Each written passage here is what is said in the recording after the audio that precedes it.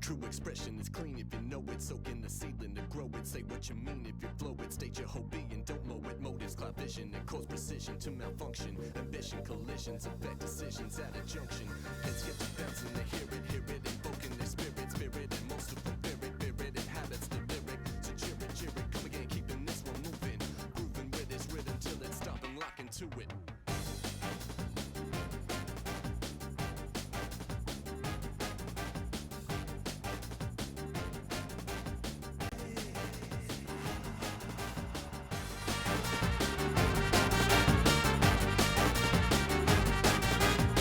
Ajmo drugarice, it is Monday, but with your boy Yugopnik it always feels like a Friday. Welcome to all the old heads.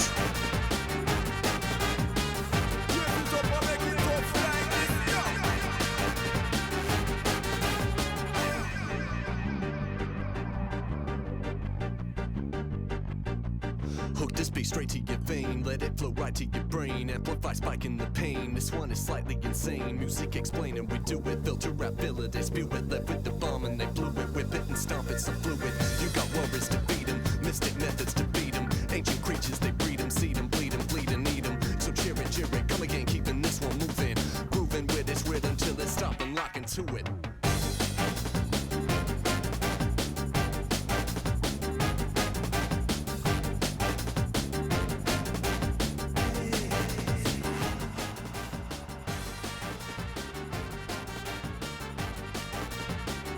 Wonderful, a new child soldier, subscriber. Thank you very much, Fiori. Let's fucking go. Would you look at that sub anniversary? Thanks again, Yanakibashi, for your sponsorship.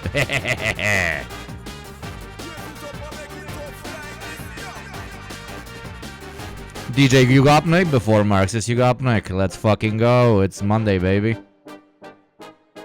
Starting off with some strong Balkan beats here.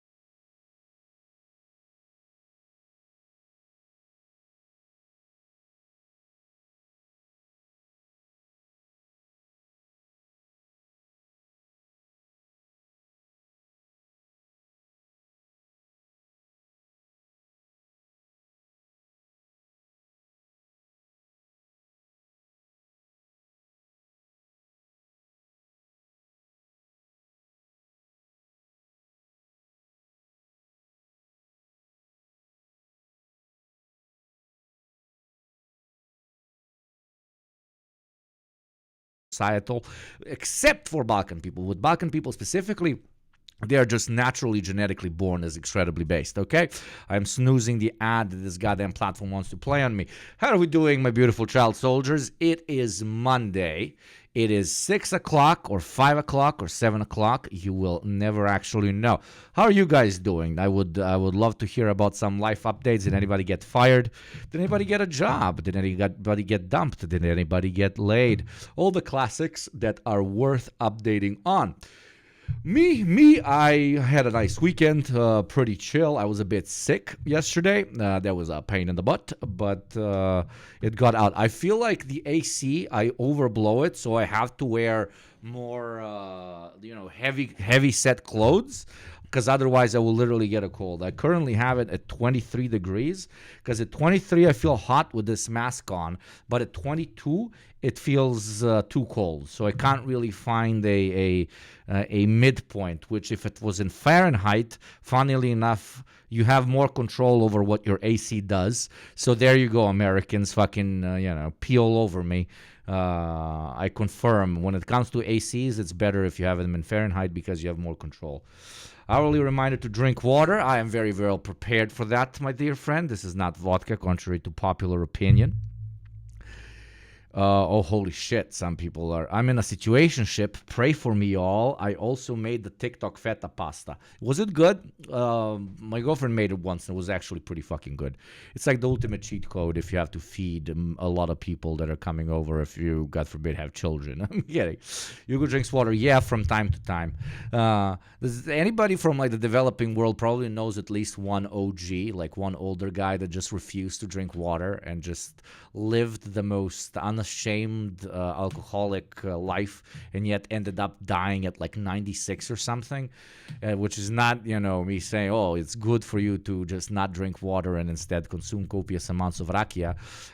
Quite to the contrary, probably if you lived a relatively healthy life, you would have lived for like 300 years. I love how we're starting today's stream with Yugopnik pitching you why consumption of ethanol is very good. Why does no alcohol brand become a sponsor of this show? I'm quite literally the worst influence on the internet. I'm making alcohol cool again, okay? All the kids don't want to do alcohol. They do their fucking fentanyl. They do their heroin, their meth, their, oh my God, Molly. Oh my God, liquid Molly, etc., etc. Nobody's drinking anymore. It is only Yugopnik, the old head, that is trying to bring the good old ethanol back into the mainstream, okay? My grandpa drank every day till his last day. Died happily at 81. Yeah.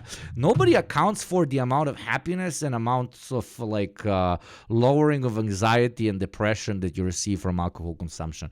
We only look at the damage it does to our internal organs, but we never really address how much it potentially elongates our lifespan, exactly because we're just fucking vibing all the time and we're just fucking chilling. Now, man, like the hangovers have become quite literally completely intolerable. That's why I'm limiting my drinking to once or twice a week. The second I drink like 3 times a week, then I lose a whole other day and then I can't stream. So it's directly impacting my relationship to my children, to all my 732 child soldiers, okay? Which is another proof that alcoholism leads to bad parenting on average. But yeah, that's why I'm trying to kind of limit it to an extent. Thank you very much for the level 4 hype train, you motherfuckers. That was absolutely beautiful way to start today's stream. Especially thank you, Amira, for the 5 gift subs. But yeah, what are we going to do today? Today is going to be an interesting day. Today we're going to do a classic Yugopnik experience. We're going to watch a bunch of other creators and we will steal their content as we comment on them and pretend that we're adding any additional value to what they have originally created. I saw Joe Rogan's new fucking... Has any one of you watched the new Joe Rogan stand-up special over on Netflix? Because everybody's saying that it's fucking god-awful. And Ethan is online, who is pretty fucking cool, has already done a video on it, so I think it would be a nice, chill, smooth, like social commentary way for us to begin today's stream. Then we can watch Second Thought, the dirty, disgusting fucking American monkey talking to me about how Europe is turning fascist. Motherfucker, I would understand criticism from the global South, criticism from the European East, etc., etc. But your American ass is over here talking to me about fascism, motherfucker. Jesus fucking Christ, okay? God, like this is what causes the the deprogram split. Okay, second twink, more like exactly, Anagibashi. But yeah, we're gonna then move into maybe talking about my favorite hedge funds. Okay, where I would have probably ended up if I did not pursue the only more profitable career in the world, talking about shit in front of a camera on the internet. Welcome. Yeah, life is going great for me, right? We're gonna listen to FD Signifier about the online left being cooked. This infighting about Kamala Harris must cease, okay? It must cease. It must end right now. I will be the one who will tell you what the most right opinion on this topic is, okay? I will be the one that will finally resolve the question of is it more important to be right, or should you engage in reformist thinking? Because as you all know, I am removed enough from the United States and care little enough so that I can give you a fully unbiased opinion. I'm kidding. I will not do that. I would rather jump out of a fucking window.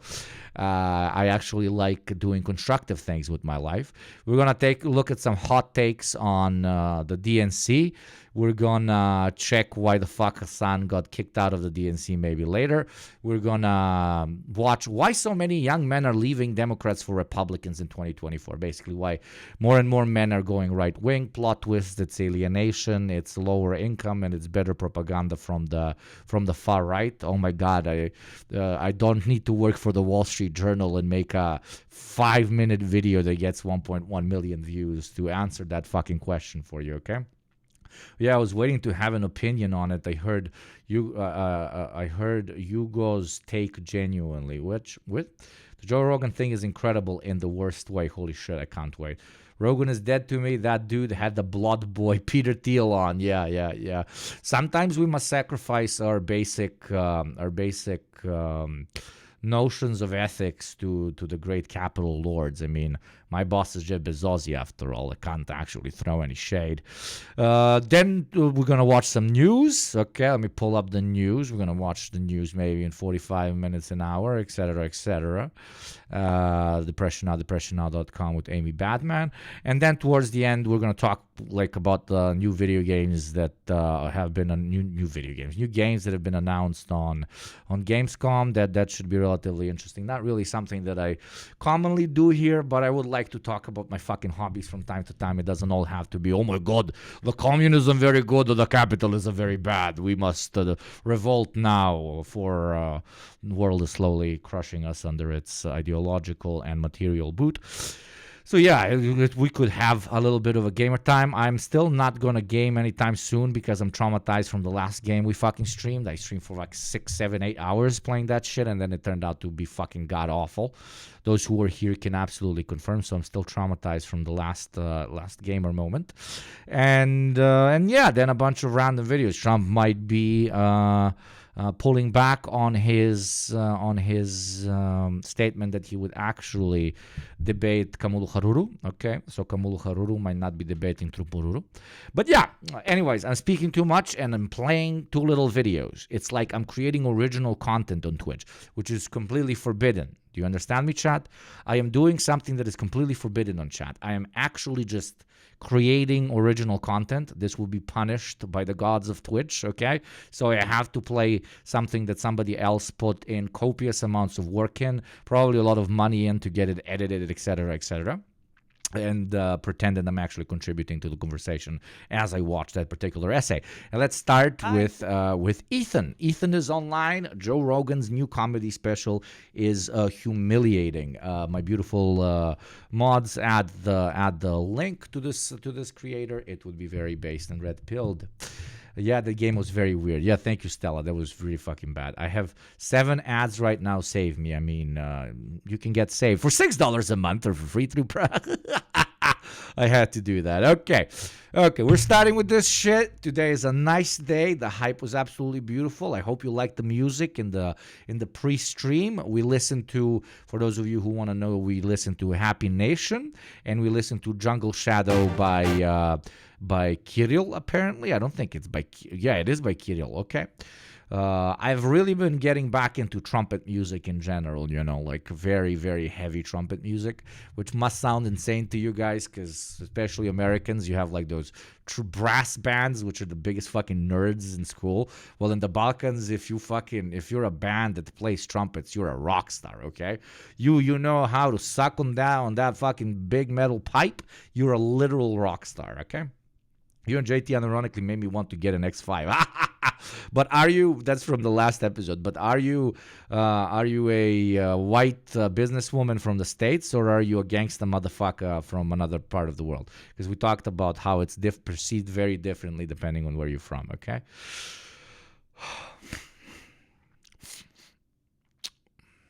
If you know how to blow, the Balkans will welcome you. Exactly, Toasty Android. Exactly. Especially if it makes a lot of sounds. What about saxophone? Yeah, saxophone is super respected. Sometimes it's also introduced to the classic brass bands that we have here, etc., etc. But like a proper, this is what I'm talking about, like Wonderful, a what new was his child name? soldier. Dejan Subscriber. something. Dejan Matic, yeah, but Trubaci. I don't fucking know what to write. Like, this is just like crazy ass fucking trumpet players losing their shit is more like what I'm talking about.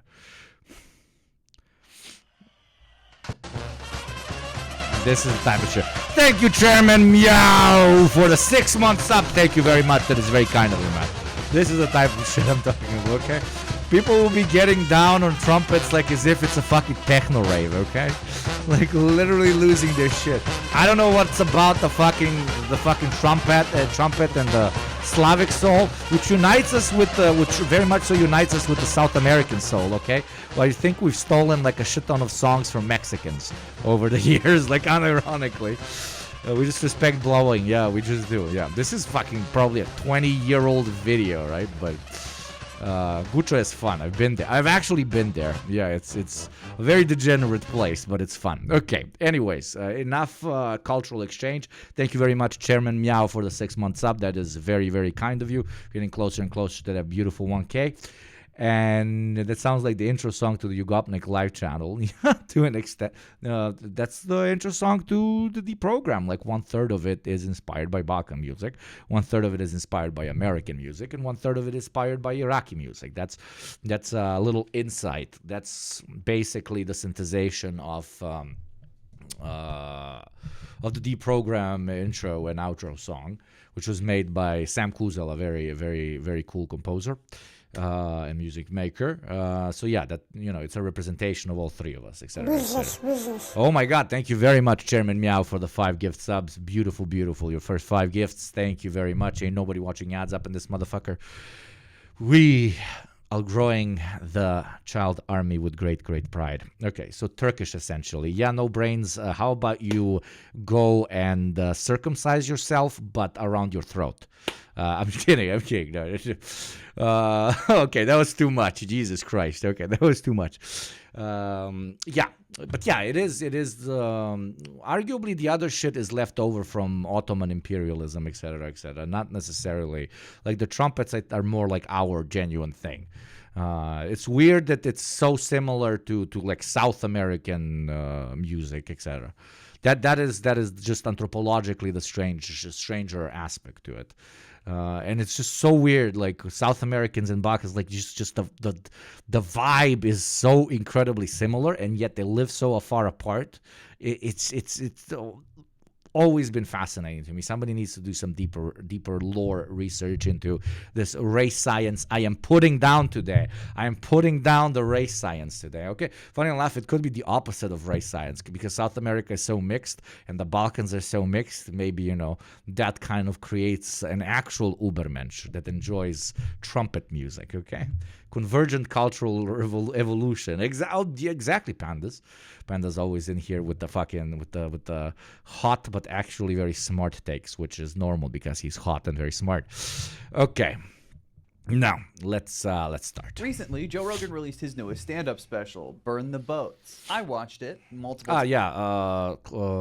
Classic Zincam. Today we are zinning the Bright Spearmint, 3 out of 6. I'm trying to lower my actual amount. The bright green is not bad. It is not bad. I cannot find the Ace Super White X's, the Ace X Super White, which is absolutely the best one. Not because it's super white. Okay, maybe a little bit. But because it's objectively really, really, really fucking good. But they just sell out super quickly. Like they sell out absolutely everywhere, so I have to be a basic proletarian hoe with these Velos. But at least I don't have to consume Zins. Imagine if you lived somewhere where only Zins were available, where Zins were your only option. Oh, that would be fucking stupid. Oh, okay. I hate spearmint. Yeah, spearmint, like, completely goes deranged on my throat, but when you don't have any other choice, it's your Zin Tower is coming along nicely. Thank you, but it's all original. Like there's no two that repeat. I could have very easily built a much bigger one, but there's not a single one that repeats here, okay? That is why I have the most superior Zin Tower on all of leftist Twitch, okay, baby? Okay. Oh, the vibes are immaculate today. I don't think they even sell Zin in my country. That's good. You have more options, probably. Here, the more insane ones just have skulls on them, and it's words like murder, death, chaos. That's the ones you don't buy, because they're probably like 100 milligrams and shit. Velo is like $2 a pack in Cleveland. Holy shit, you have Velo in Cleveland, and it's so cheap. Is Cleveland like separate from the United States recently, or did I miss something? But okay, let's watch this shit. Joe Rogan, the man with no opinions, the Mongolian barbarian overlord who steals intellectuals from the cities he conquers, puts them in front of him and says, "Hey, smart man, say something interesting now, please." Yeah.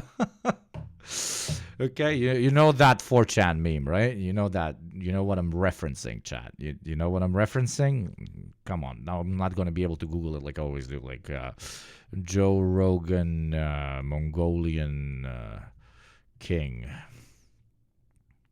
Yeah, this. You know this, chat? Joe Rogan is like some barbarian Khan from the steppes that took an interest in intellectual things, and his show is basically him bringing slightly nervous scholars and magicians to come before him to explain how the world works. Flash is mad. You explain to Joe why sky big and how tree grow. But he will also believe anything you tell him, and only recently, in the past few years, does he clap back like, "Toddy Hatman say otherwise. Do you lie to Joe?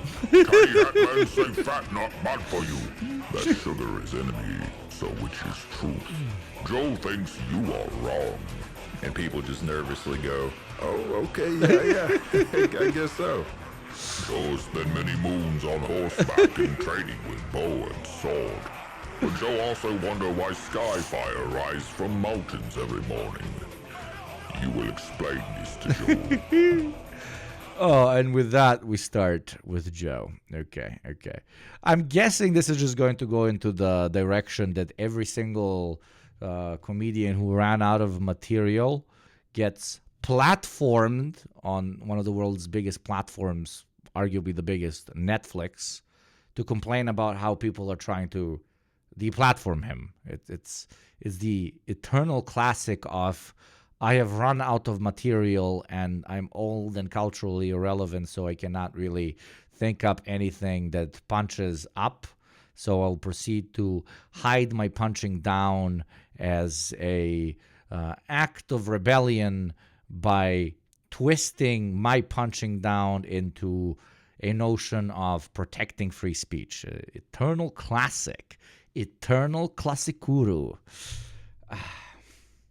Times, unfortunately, to get a better understanding of, Joe Rogan, his big bald head, the stuff that he likes to do, and just why does transphobia have such a profitable grift? What the fuck? Because people are not informed enough yet. Making fun of the gays was the shit in stand-up comedy before it got quote-unquote normalized. Dude, have you watched stand-ups from the fucking 50s? It's like, oh, those bitches, they really don't be in the kitchen, and the audience loses their shit. You know, back before women helped further emancipate themselves, it was all about, the woman. And then before that, I'm talking about American comedy here, we had fucking minstrel shows, right? Like comedians, the really good ones, like George Carlin, etc., never punch down. But most of them, they pretend and they philosophize about how they're not punching down, proceeds to like punch down so fucking hard. Okay? Like what his idea of comedy is. He is a comedy understander. What does he think is funny? After COVID, I'm going to the store. What do you want me to bring you? Milk and cigarettes? I don't think we went to the moon. That's on you, Michelle man. Obama's got a dick. I think Pizzagate is real. I think there's direct energy weapons in Antarctica. Now, most people don't exactly know Joe Rogan for stand-up comedy. They either know him from TV in general or specifically his political podcast. I mean, non-political entertainment comedy podcast where he says that was so fucking hilarious. Holy fucking shit, man. He like, oh my God. He said all the weird things that like a 40-year-old considers weird. Oh my God, such courage. Bless up. She is slaying for real on God. Okay? No phantom tax was paid by Joe Rogan that day. vaccines are fake and immigrants are ruining the country, and has billionaire right-wing donors on to hear what they have to say. Oh, what's that? You believe in race science? Cool. Listen, Joe Rogan has talked about like a million different things in his life. He's done a million different episodes of his podcast because I guess he doesn't have that much else stuff to do. But for as much as Joe Rogan might maintain a veil of apoliticalness, I don't know, whatever. No, Joe Rogan is not apolitical. He's just a fucking gorilla, right? Like, oh, you say this thing now and it kind of sounds right, so this is what I believe now. The man like cannot comprehend ideology. He cannot comprehend seeing the world as like different levels of cause and effect, right? Like quote unquote systematic thinking, but without even systematic thinking. He cannot comprehend cause and effect. He's just like, oh, somebody come and say something interesting, so brain go very like, oh, dopamine. And then it's as if he like just took like a line of crack, just snorted it up. It like jumps around in his brain for like a month and afterwards just leaves, and he's like, on to the next thing. Oh, I love RFK now. Joe Rogan himself is still he's the greatest grifter. I don't think he like has the capacity to be a grifter. He's genuinely like made out of water. His brain is made out of water. It just, whatever dish you put him in, he just adjusts to it. He's has anybody even seen him in real life? Joe Rogan is just like an algorithmic, Joe Rogan was the original ChatGPT, just in organic form, because he's not capable of original thought. He just compresses a lot of random information he's read online or other people that come on his show said, and then he regurgitates them. He's literally Joe GPT, bro. GPT Rogan, okay? Joe Rogan PT. Politicized. He's an aggregator, yeah. He's the prototype. He's the procedurally generated guy. Exactly, Lele. Procedurally generated guy. Chat Joe PT. Our Lord 2024. He might not see it that way, but it doesn't change the fact that he's Diet Fox News when he's talking about basically anything other than drugs and apes. But he also talks to MMA fighters and celebrities and random other people. He just occasionally has fucking Ben Shapiro on because he thinks he's a smart guy. Joe Rogan loves to act like he thinks he's stupid, but then take his endorsement of who he thinks is smart as absolute fact and undeniable reality. Like, you acknowledge you're stupid, but you're not acknowledging that tricksters are working on you. So Voda. Throughout his career has done a number of high-profile comedy specials published by Netflix. And for context, his 2016 special was called Triggered. So for me, it's at least interesting to see that kind of guy 8 years deep. You know what I mean? 2016. They're still milking the triggered thing. Still milking the triggered thing. but they're not milking it as hard as I am milking ads. Horrible, scary ads that I grab like the udders of a cow so that I can intimidate you as I squirt you with the potential of you having to watch one. But instead of having to watch one, you can take that same milk and turn it into cheese. Turn it into ravioli. Turn it into yellow cheese. Turn it into beautiful feta, also known as a subscription. It kind of costs as much as a box of feta. $6 a month, or for free through Prime. Get one or get one piece of feta for those less privileged than you by gifting, instead of watching those goddamn ads, because nobody wants milk in their eyes. Which is basically what ads are, milk in your eyes. The ad will play in 1 minute and 30 seconds. It's not like he's exactly reformed or changed at all in that time. Well, not for the better. So as far as the show itself, his comedic delivery... I guess nobody wants milk in their eyes. Thank you, Emma Jules, for gifting 5 subs. Everybody say thank you to Elma, whoever's received one, and thank you, Carl Vinger, for your 6-month fucking OG here in chat. Carl Vinger, thank you very much, my friend. To say the least. I think they're sitting in the No ads in this motherfucker, okay? spaceship going, what if somebody believes him? Put something in his ass. Make him love it. Make him just jizz all over himself. Just, oh, Jesus! Oh, God! Now listen, there's value to yelling the right joke at the right time. Imagine if you have your greatest orgasm ever on an operating table on a spaceship. Oh, Jesus! But maybe it's how noticeably high Joe Rogan is on stage that has made him forget just how many times he yelled a joke and just screamed stupid shit so loud it blows out the speakers. And we both look at each other and went, ah! See, if the sound system gets all fucked up, nobody can hear how few people are laughing at his bad jokes. He does it so much, and sometimes so randomly. Comrade, I support the Israeli Gunner state. Thank you for your service, brother. Thank you for your service. Your money will be put towards goon guns that will be directed at the British Empire.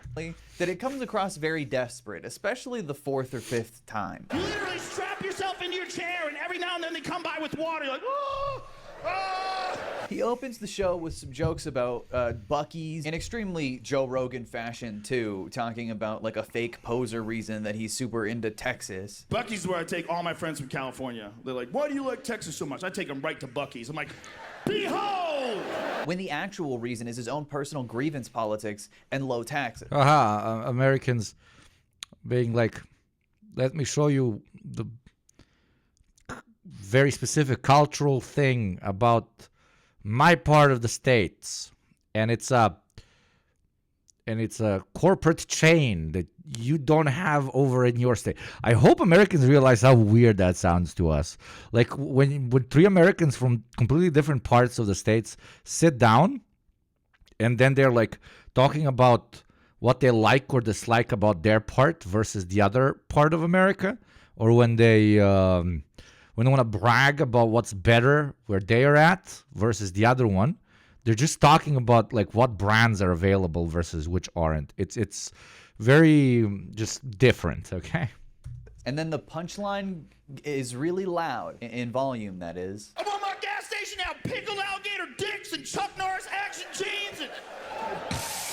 How come you can't vote here? This is a nitpick, obviously. This whole video is. But he calls Texas his new home state. This is my new home state. I've been living here for 4 years. I fucking love it. Man, you've lived there for 4 years. It's not new anymore. We get it. You're a Texas guy. It's so stupid. Yeah, I just couldn't take California. They make you pay for water. I'd rather pay to drive on the highway like a real American. Freedom ain't not free, brother. It costs 48 cents a mile. He then pivots to aliens and a 4-year-old Joe Biden joke. You can come here from another planet. You really think you're gonna want to talk to Biden? He's an opportunist in the room who asks the questions nobody wanted to ask, to only be answered by other opportunists who have a bunch of solutions that nobody is buying and can endanger you, but he is buying, which makes everybody uncomfortable, but the people who love making people uncomfortable, which is a very massive audience, and not safe, so they love it. I can't be wrong. No, you're completely correct. The only thing you're wrong about is him doing all that shit intentionally.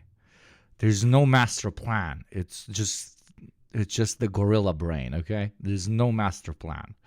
It just happened to be that way because that's the type of guy he just is, okay?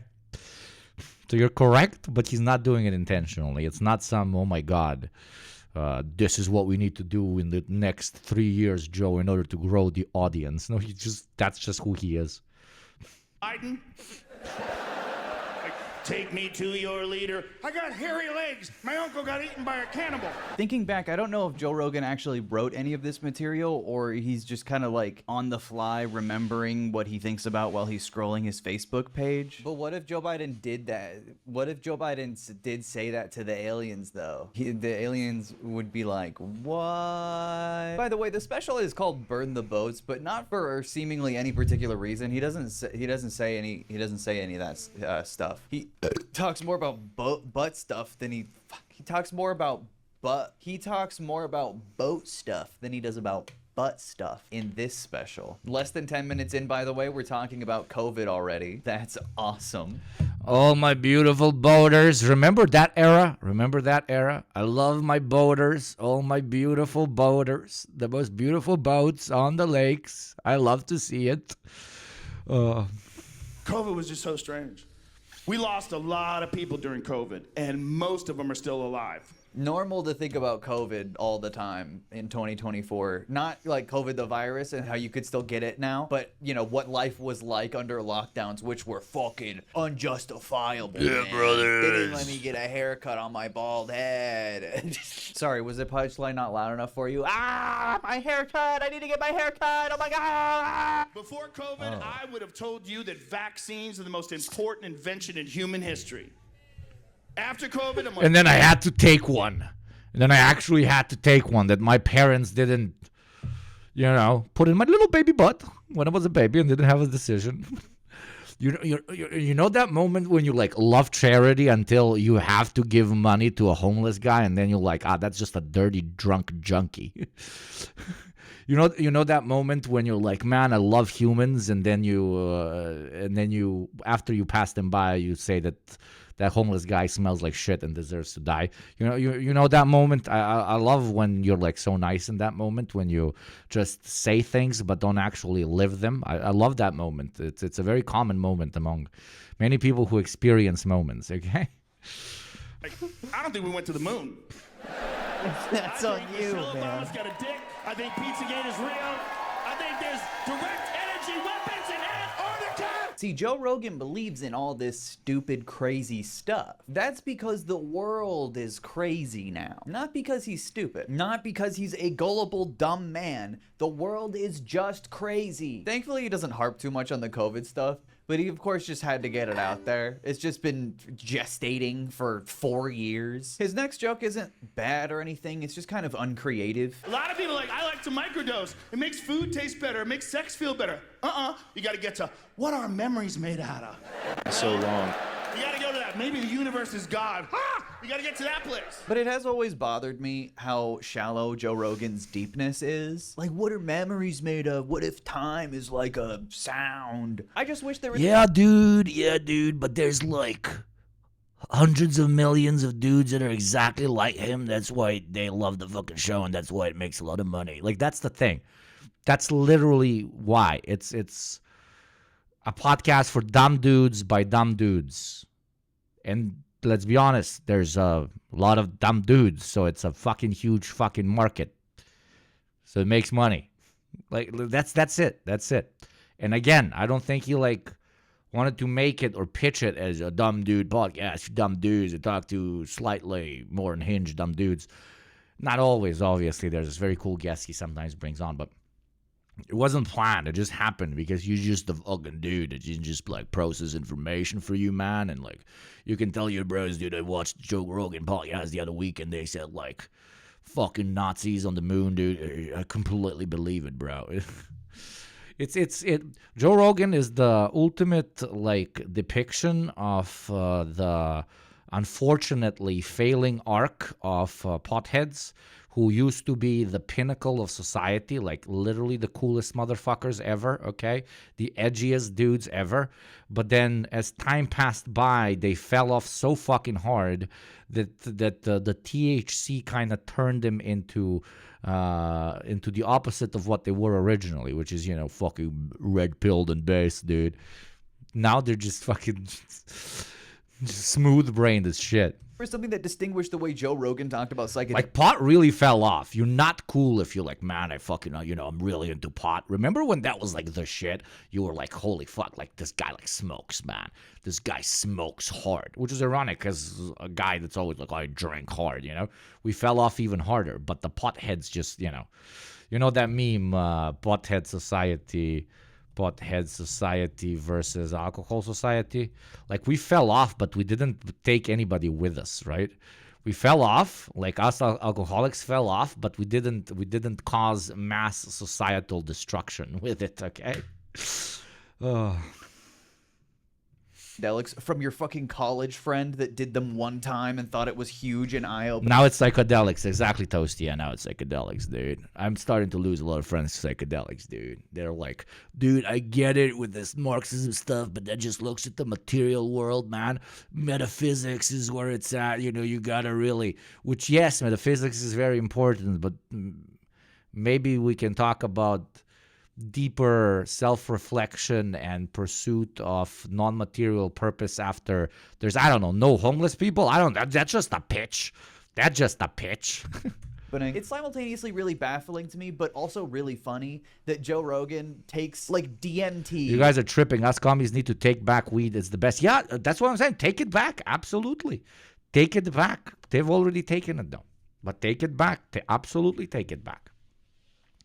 And sits around like a gorilla being like, are shadows a liquid or a solid? This guy could call Bill Nye and have a podcast with him tomorrow to explain all this stuff. So I walk through the cancer machine and this light goes off. And this is exactly how this lady said this to me. She goes, sir, you've been randomly selected for additional screening. Male assist. And I'm like, male assist? Did you just assume my gender? I think.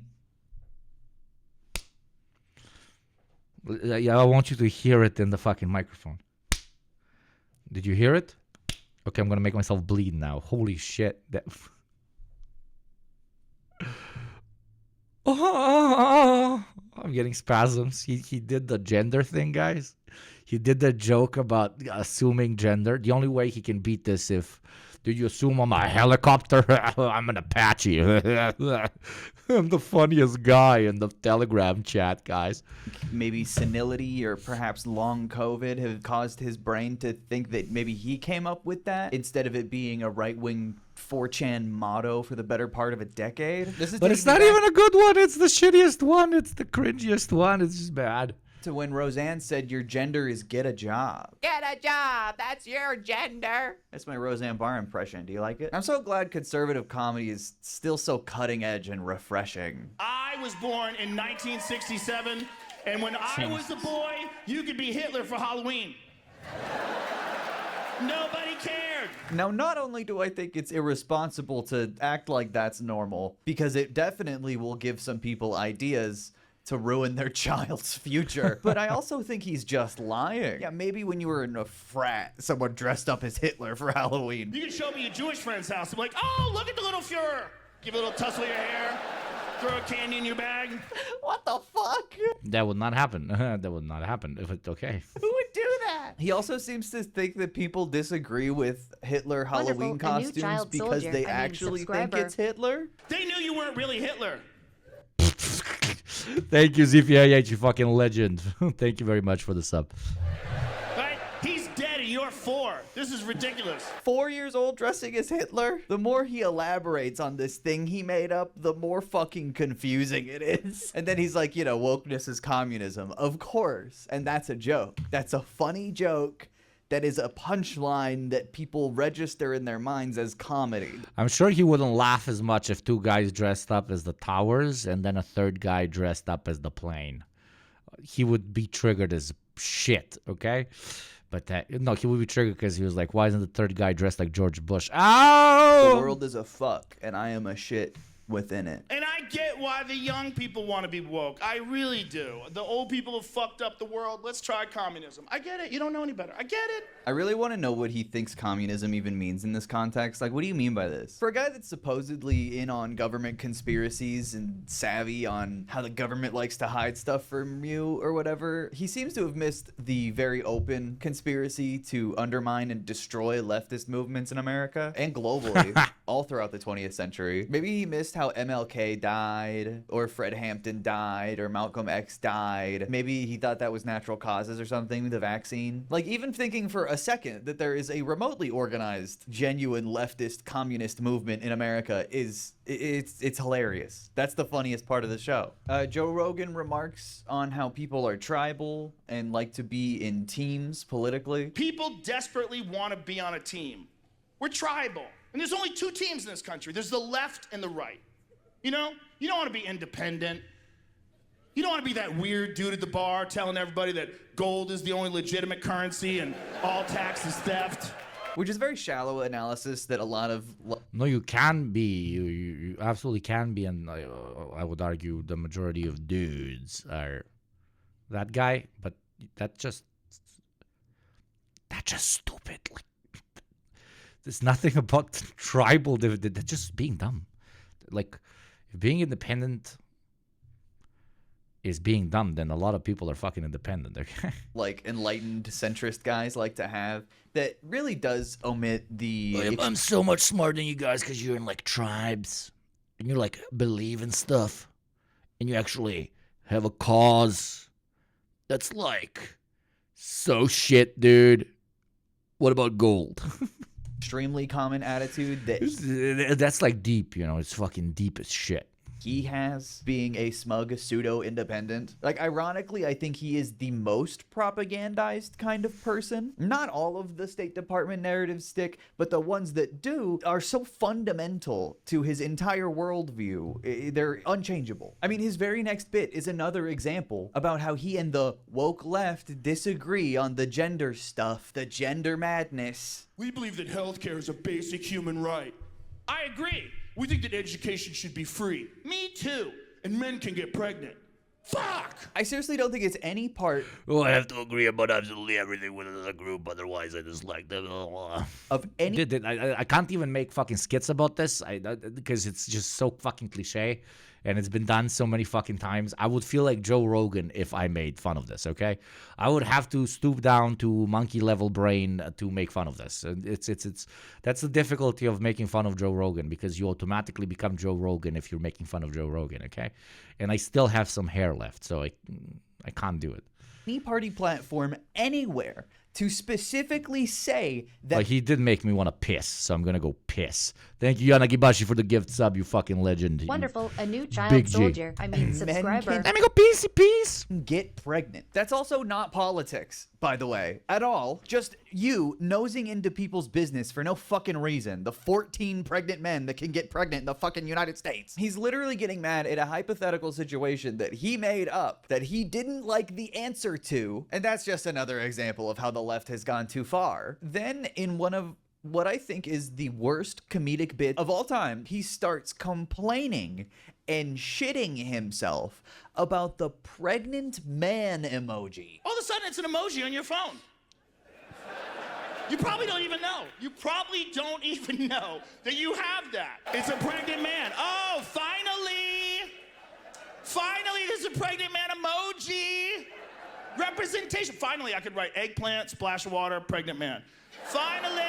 Why is this a thing for you? You have to look for it to get mad. It's an emoji. This is not politics. Why does this inform your political decisions? Why are you thinking like, oh, fucking thanks to Nancy Pelosi, we got the fucking pregnant man in my phone? That's not who did that, man. Joe Biden actually impregnated that man and then made you download the emoji of it. Just looking back at the whole special, it's funny how much he brings up how psychedelics have changed his perspective of like time. I just peed out a whole ass chunk of my brain, chat, from watching this. Peed out a whole ass baby because I'm pregnant. and physics and the universe and all that. But gender, no. Gender is obviously a much more rigid binary than all that. Man with belly, that don't make no sense in my head. The emoji has a little emoji fetus in his little emoji womb, and he cannot get an abortion because I am pro-life. That little emoji fetus is an emoji life. So stupid. Does this seem super normal for people? Listen, if you're a heterosexual man, and I know there's a few of us left, you know, hell yeah, man. Finally some cheers for the heterosexual men. There's only so many left. Yeah, there's more men that can get pregnant, apparently, than heterosexual men. It's like a parody of something a conservative would say. It's so banal. I feel like I'm watching Mr. Burcham right now. He starts saying we need like extra words to describe the kind of men we need to get pregnant. Wait. I'm willing to say men get pregnant. I'm willing to say pregnant men. I just don't think it's a good, I think you need extra words. It's like, how many men can get pregnant? It's not a lot of them, right? Is there anything different about the ones who can? Like, maybe we should use extra words. Does he mean trans? There's a word for that. It's the word trans. It is a really good word for that kind of guy, actually. What is wrong with him? Maybe he doesn't know. Maybe he forgot. Even though he does say he believes. The dissonance is absolutely beautiful. Like, man, the olds need help. The olds really need help. We need to help the olds, okay? And the olds tried to help themselves, like Joe Rogan, and he just did LSD, and he was like, holy fuck, I believe in space alien lizards, but not pregnant men. That is where I draw the line, okay? Pregnant trans men, that is where I draw the line. Space alien lizards inside of the planet, though. Vaccines causing autism, though. No. There we can have a conversation, my friend. And trans people, which, brave. Really. Speaking of having conversations, do you want to have a conversation? Well, we're going to have to do the talk. I don't know if your mom told you about the bees and the flowers and so on. And we're not going to talk about that. We're going to talk about ads because I'm an awful dad that will never actually tell you how to properly have sex. What I will tell you, though, is that there is a rent you need to pay to your dad for $6 a month or for free through Prime, or you will have to watch ads. In this household, we might not beat the shit out of you, but we do make you watch ads, which is arguably worse. So the choice is yours, son. You sexless son. You either become a sub or you watch ads. The ad will play in 30 seconds. That was the most aggressive pitch of all time. Holy fuck. Brave of him to come out and say that. I just want to be real clear. I believe in trans people because I think the world is strange and nature. There you go. Not a fan of gender binary. Thank you very much for the 2 community subs. You're a great son, okay? I'm proud of you, son. Nature is strange, and I think nature can throw you a curveball, and you believe you're in the wrong body. But then he says, we have to make room for crazy. Suddenly, every man in a dress is stunning and brave. Wonderful. A new child Thank soldier. you, Subscriber. Milbo Muggins. Welcome to the community, my friend. You are a lovely son. I love you, son. There you go. The greatest pitch ever. I love you, son, to all my subscribers. You can finally destroy those daddy issues you've been bottling up, okay? Thanks, Dad. You're welcome, son. And you believe you're in the wrong body. But then he says, we have to make room for crazy. Suddenly, every man in a dress is stunning and brave. It's like, trans women are women. How about most? How about almost all? You gotta leave room for crazy. Which doesn't make any fucking sense to me. Well, come on, crazy people don't get a gender. We know that. We decide crazy people's gender for them because we're normal. No one misgenders Ted Bundy on purpose. But yeah, his point doesn't make any sense, and then his evidence is movies. I'm sorry if it's taking me a while to adjust, but all my life, if there was a movie about a killer, he's really screaming. Holy was fuck. way crazy. I'm watching this on 20% volume. We watch all our videos on 100 here. We were watching this on 20% volume. If he wore a dress. It's still too fucking loud. This is your average conservative logic. About a killer, he was way crazier if he wore a dress. This is your average conservative logic, by the way. What about movie I watch as kid? That is what I base all ideology on, all worldview on. Everything is correct or incorrect based on what Superman did in movie from 1916. Almost like a pervert wizard waved a magic spell in the whole world. Like, with a wave of this wand, you can walk. Oh yeah, trans people just perverts. The classic of classics. Taking it back Old school. No, no, no, no, no, no, no, no, no, no, no, no.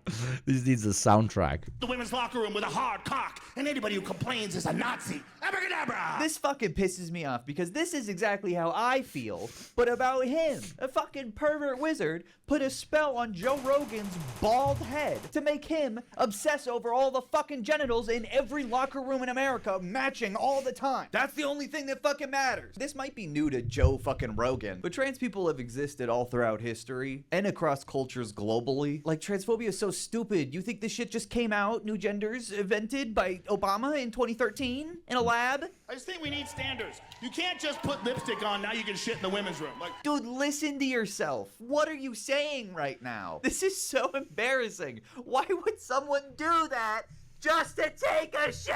And also, who cares? Are you gonna check? They're shitting. I need to approve who shits in the bathroom and who doesn't. I don't like my job, but I do it because I have to. I don't know, any transphobes watching, you could just stop. It might seem impossible. You have to realize how wrong you are and understand that you can just let it go. Stop caring. It's as easy as that. It's so much easier than trying to bend other people to your will and your worldview. How is this guy who is all about psychedelics and the meaning of life so hung up on shit that does not pertain to him or affect him at all? Do more drugs, Joe Rogan, until you forget what the fucking emotional hang-up you have is here. Forget this is going on and notice that nothing about your life has changed. Then again, you might actually have to start writing material instead of regurgitating 2014 tweets. The next special is gonna be like, guys, I just heard this new thing. It's called attack helicopter gender. What the heck? Then Joe Rogan opens a joke with what I think is the funniest thing he could possibly say as Joe Rogan. And it's not even on purpose. I was watching a Roe v. Wade protest. No, you were not. I don't fucking believe him at all. He was probably watching a Libs of TikTok clip. Let's be fucking real. I was watching a Roe v. Wade protest where there was a As one does. I was simply watching a Roe v. Wade protest, indeed. dude in a dress. So it's a women's reproductive rights protest, and there's a guy in a dress with a hairy chest and a 5 o'clock shadow. And he's screaming in a cop's face. Wonderful, "Keep a your new laws child out of soldier, my I mean pussy!" subscriber. He ironically starts assuming Thank you, Falcony, very much. 8th month. Let's go, motherfucker. Thank you very much. And also, that didn't happen.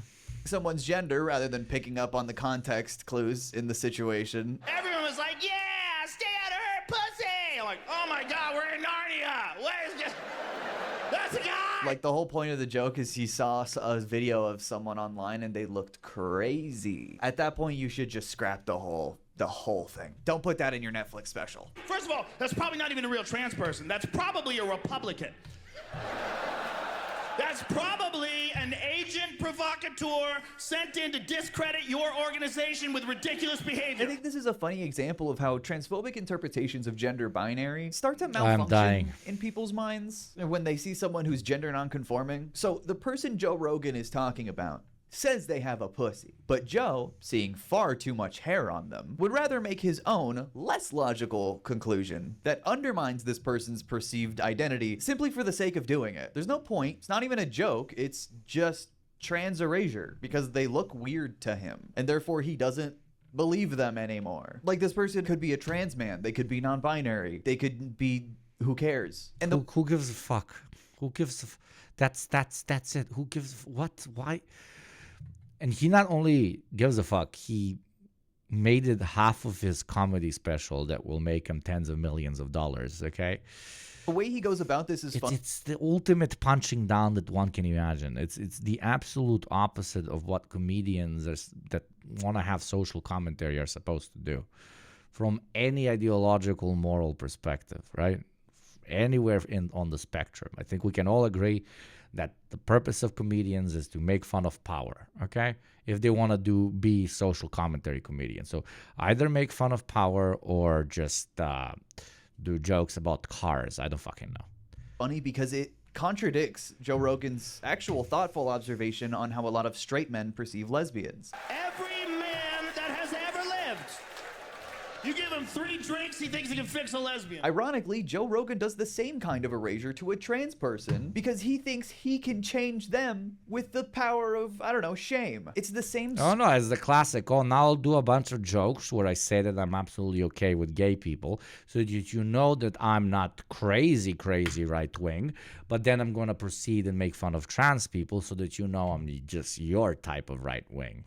And I will pitch it as if I am being incredibly brave and saying something actually original, even though I'm saying the most mainstream bigoted shit that's out there. Like, I'm literally saying cliche after cliche after cliche after cliche. And all the other guys that have also heard the same joke 500 fucking times, but want to feel like they're original, want to feel like they are, that they actually have a community, just go like, it's so funny. Surface level judgment and denial of someone else's identity for your own weird, selfish purposes. It's weird that he can recognize that in some cases, but not when he's doing it. He also apparently memorized... Yeah, chat, transphobes hate trans people so much they start thinking everybody's trans. How many trans people are in women's prisons in California? In California, there's 47 biological males that are housed in women's prisons. I don't know why he did this. This is Oh my God, the problem with our society is that. That is really what we should be talking about. The whole spot in my... It's so fucking strange, dude. Are old people okay? Are old people okay? I don't think they're okay. We're fucking gross. Also, 47? 47 out of a prison population of 100,000, by the way, in California. 47 people are on... Maybe make fun of the fact that there's over 100,000 people in prison in California. But no, we got to talk about the 47 specific ones that I think should be in another prison. Not out of prison, but in another prison. Oh, I love the culture war. It's like the best thing that ever happened. I am absolutely in love with it. It is in no way turning us into fucking schizos, screaming at each other about dicks and pussies. No, in no way, in no way. We're not a weird society. Literally turn anything that has come out of America that is a stand-up or political commentary in the last 5 years, and it's just like a bunch of men and women screaming at each other about dicks and pussies and who should shit where. Like we've adjusted to it too much. So, like, we kind of normalize it to ourselves. Oh, this is a normal conversation adults are supposed to be having at the highest echelons of either media or political power. No, it's not. It's fucking, what the fuck are you doing? But hey, a failing society, blah, blah, blah, blah, blah, blah. On his mind all the time for no fucking reason. He's not talking about them for any reason. He's just saying they are there. How crazy is the world now? This is nuts. Why do you care about this? Oh, and it is, of course, because of China, TikTok. So I don't know what happened. I think it's China. How can he be so basic? Holy fucking shit. It's like basic. I can't even do jokes about it. It's just basic. It's just he's hitting, like, we should have why didn't somebody remind me in chat? We should have done the bingo list, because he's hitting all of them. He's hitting absolutely all of them. Only half kidding. I think they got us with TikTok. It's really funny to pose yourself as a skeptic of American State Department narratives and then bite the hook hard on On all of them. He's biting the hook hard on absolutely all of them. There you go, China mentioned, and immediately we get some fucking money from Xi Jinping himself. Thank you very much to the anonymous donor, which we all know. Wonderful. It's just Xi Jinping trying to be on the down low. And whenever it happens, we must salute and thank our Chinese sponsors, for we spread trans propaganda in the name of the great CCPP. For, as everybody knows, the CC would not exist without the PP. Thank you very much, Xi Jinping, for your great donations and your great support in our fight against reactionary revisionist Joe Roganist dogs. We shall conquer all Western imperialism, one Joe Rogan listener at a time. We are already compiling great lists of everybody who has ever subscribed to the Joe Rogan podcast or given him any money. They shall be brought towards the people's justice as we fill the camps also known as Rogamps. We're gonna call them Rogamps. That sounded funnier in my head than out loud, but then again, I'm losing all of my comedy IQ by watching this guy, so by the time we finish that video, I will probably just sit here and go, Monkey. Thank you, Xi Jinping, very much for your donation. Everybody say thank you, Xi Jinping. And also thank you very much, Elma's Jules, for the 2 month. Thank you very much, my beautiful child soldier. And thank you for Joni Soda for the sub as well. Big G's. Big G's. Thank you very much. If we hit that 800 today, I'm gonna be harder than Joe Rogan's head. Kind of fear-mongering. I really am worried about China. I really am worried about China.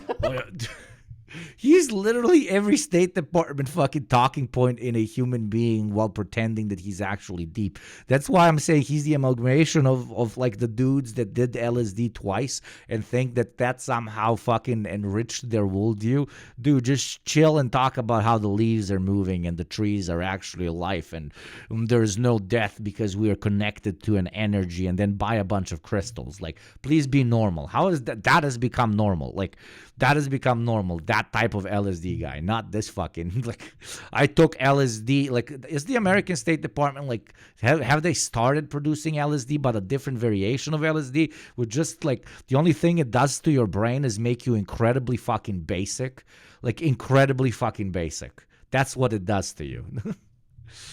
I mean, calling trans people a Chinese psyop is kind of new to the transphobic stand-up world. I've never heard it before. I'm also worried about China. Are they doing well? Have they hydrated today? Why do you not trust the science? Dude, Joe Rogan, science has turned you into a Ninja Turtle. You take testosterone replacement. That's how you look like that. But he doesn't trust the science about one vaccine. It's so stupid. Like, you're not a skeptic all of a sudden because you don't believe in one thing. Why don't you trust the science? I'm a skeptic. Proceeds to say the most cliche fucking mainstream hot takes that one can imagine. And all the monkeys in the audience are like, bald men say good thing. I've also thought about. Is it 2016 still? Did I get in a coma from a car crash? If you ever get in a coma, you know what it feels like? It's just a continuous, multi-decade stream of Joe Rogan stand-ups. Okay, that is what God decided can keep you just stable for eternity. For you will learn absolutely nothing new. I got canceled so often during COVID that sometimes I would find out by accident. Okay, so you Hugo, why don't we have monkey clap emoji? I mean, somebody can clip it. Monkey. Okay? And you can make it into emoji. There you go. God bless. just weren't canceled at all. Well, let me make it easier for you. Monkey good. Monkey banana. Eat now. There you go. You got it. I'm murdering any political career I could ever have. We have the monkey scream, yes. And that's just, I think, people not liking you. We fully reached a point where cancel just means fucking nothing. Make sure you guys subscribe, like and subscribe to this cancellation attempt. Be sure to check out my cancellation Patreon where I cancel Joe Rogan every day on there. Listen, I don't understand how there can only be two genders when Joe Rogan has sweat visibly pooling beneath his big naturals. Wonderful. Yeah, A maybe new not so child binary soldier. after all, you son of a Subscriber. bitch. Listen, I just think it's really funny that all the drugs that Joe Rogan doesn't actually make him a better person or a more enlightened person at all. It just turns him into like Alex Jones with CTE. One like weird pattern that bothered me a lot in this special was how often Joe Rogan would use... Thank you, Totalitarian, for the sub. Ain't nobody watching ads in this motherfucker. The fucking Gooner army gets stronger every day, brother. I can't even talk anymore, brother, for I'm slowly turning into Joe Rogan. If it's gonna be your fault, Chad, if tomorrow my fucking hair starts falling out, okay? indigenous people as a punchline. I can only assume it's to be as edgy and mean as possible, finding the most marginalized kind of person to make a joke at the expense of. But how often he does it just shows that I think it was intentional, and I think it's a fucking weird look. I mean, one of the first things he says in the special is smoking Texas weed makes him believe we gotta give this land back. Because if you smoke too much Texas weed, you're like, we gotta give this land back. Dude, what the fuck did they do? Most people just read like the history of what happened and come to that conclusion, but if that's how he does it, then I guess that's fine too. It would be cool if he actually believed stuff like that though when he said it, instead of just kind of saying it as like a, oh, What if, right?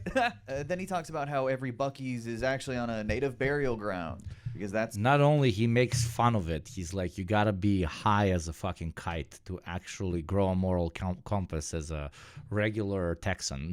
He's making fun of land back by saying you really gotta be off your rockers to even consider that as an option. It's much worse. funny. I heard that every Buc-ee's is built on an Indian burial ground.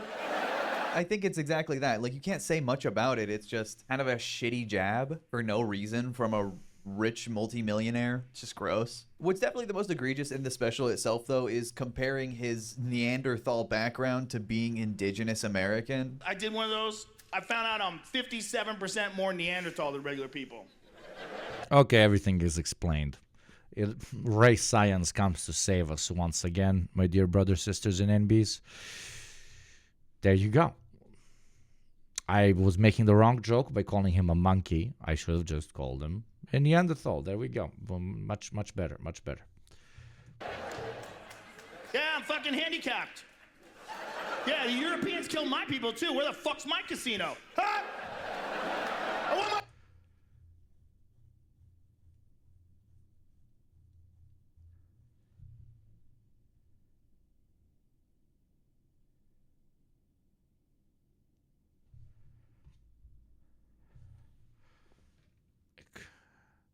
Come on.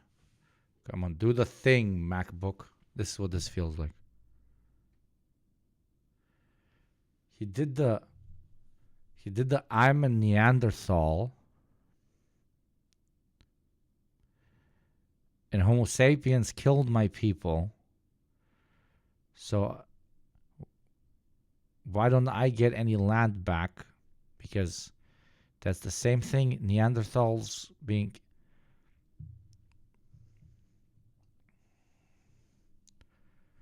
Holy shit. That is fucking funny. Holy shit. That is so bad. It's fucking hilarious. Oh my God. And the fact that he thinks that Europeans killed Neanderthals is also absolutely incredible art. But remember, guys, when there was European Homo sapiens that were fighting the non-European Neanderthals? Is he implying that only white people are not Neanderthals? I don't even want to know what is going on with that aspect of... But no, that was insanely racist. I mean, I'm sorry. I'm a pasty-ass fucking dude, but that was, like, crazy racist. That was, like, crazy racist. It's, like, mega racist. Like, advanced fucking racism racist. Whoa. It just feels like he's marionetting indigenous causes and terms to make an audience of white millennials laugh. I like when comedians joke about things with context and intention. White ancient millennials, maybe. Thank you, Romko, for 100 bits. Hello, Blat. I hope everyone is doing well. Just got off the proletarian struggle for the day. Welcome, my brother. Welcome back, you fucking OG. Instead of that, it's usually... You don't understand, bro. All Native Americans are super wealthy landlord casino owners. Didn't you know? Oh, yeah, and the class aspect is absolutely phenomenal. Yeah, he's like... As if the U.S. State Department is like, you get a casino, you get a casino, you get a casino. Funnier. It's a really lame and really lazy part of this special that, you know, I think Joe Rogan really picked specifically to make people mad. Now he's talking about how smart Elon Musk is, of course. Oh my God, everything. He's doing the thing. He's doing the I am so basic. No, this is why the NPC thing, I was never against it. Calling people NPCs is so elitist. It's like making fun of people who have regular lives. No, that was never the original intention. It is for dudes like this, okay? It is for dudes like this. Especially when they're like self-realizing NPCs that think that they are not NPCs. They actually think they're like elevated individuals who are supposed to enlighten society, and yet they're just constructed without the ability to do anything more than give quests, which to an extent is what Joe Rogan as a podcaster is doing, fulfilling his NPC legacy while thinking that he is not an NPC, which is basically giving out a bunch of low-level 10 XP, start of the map type of shit to fellow other NPCs. That's it. Friends with Elon 75% of the sub goal. Let's fucking go, baby. Musk, which is the intellectual equivalent of a boy and his dog. It's so awesome, dude. It's like believing the Superman on the Hollywood Walk of Fame is actually Superman because he said he is. The amount of praise Joe Rogan gives to Elon Musk, again, reinforces my point that he's one of the most propagandized people in the fucking world. I was having a conversation with that guy where he was explaining to me how this rocket ship his company designed is going to move civilization to Mars. We're not going to Mars. That's just never fucking happened. Like, why do people... Dude, you don't even have to say that. Oh my God, man come, banana. Oh wait, I forgot. Man come and say, we get banana on Mars. banana. Man say, Wonderful. A new banana child on soldier, Mars a new grow, subscriber. and we got there. He's smart monkey. I am not a smart monkey. I love this man. Banana on Mars. Banana on Mars. Oh my God. Thank you, Anxia Daddy, for the resub. 2 months, 1 hour into my proletariat struggle for the day. Stay strong, my fellow monkey. People still believe this. Wonderful. Elon has A been new saying this child since like... soldier. I mean, Thank you very subscriber. much to one of the OGs, Horse Beef. Thank you very much. I'm going to give you a banana for the sub. Would that make me into smartest monkey? I'm best monkey. 2011. Private corporations heading space travel, I think, has demonstrably been a scam and a way for the private sector to funnel money out of the federal... Yeah, but you don't even need to go into that thing. Joe Rogan is so stupid that another guy said in front of him, smoke the spliff and say, what if we go to Mars, dude? And he was like, whoa. Whoa, dude. Like in all of those sci-fi movies that we've been making for the last 110 years, where, that was already talked about. Quite literally, the first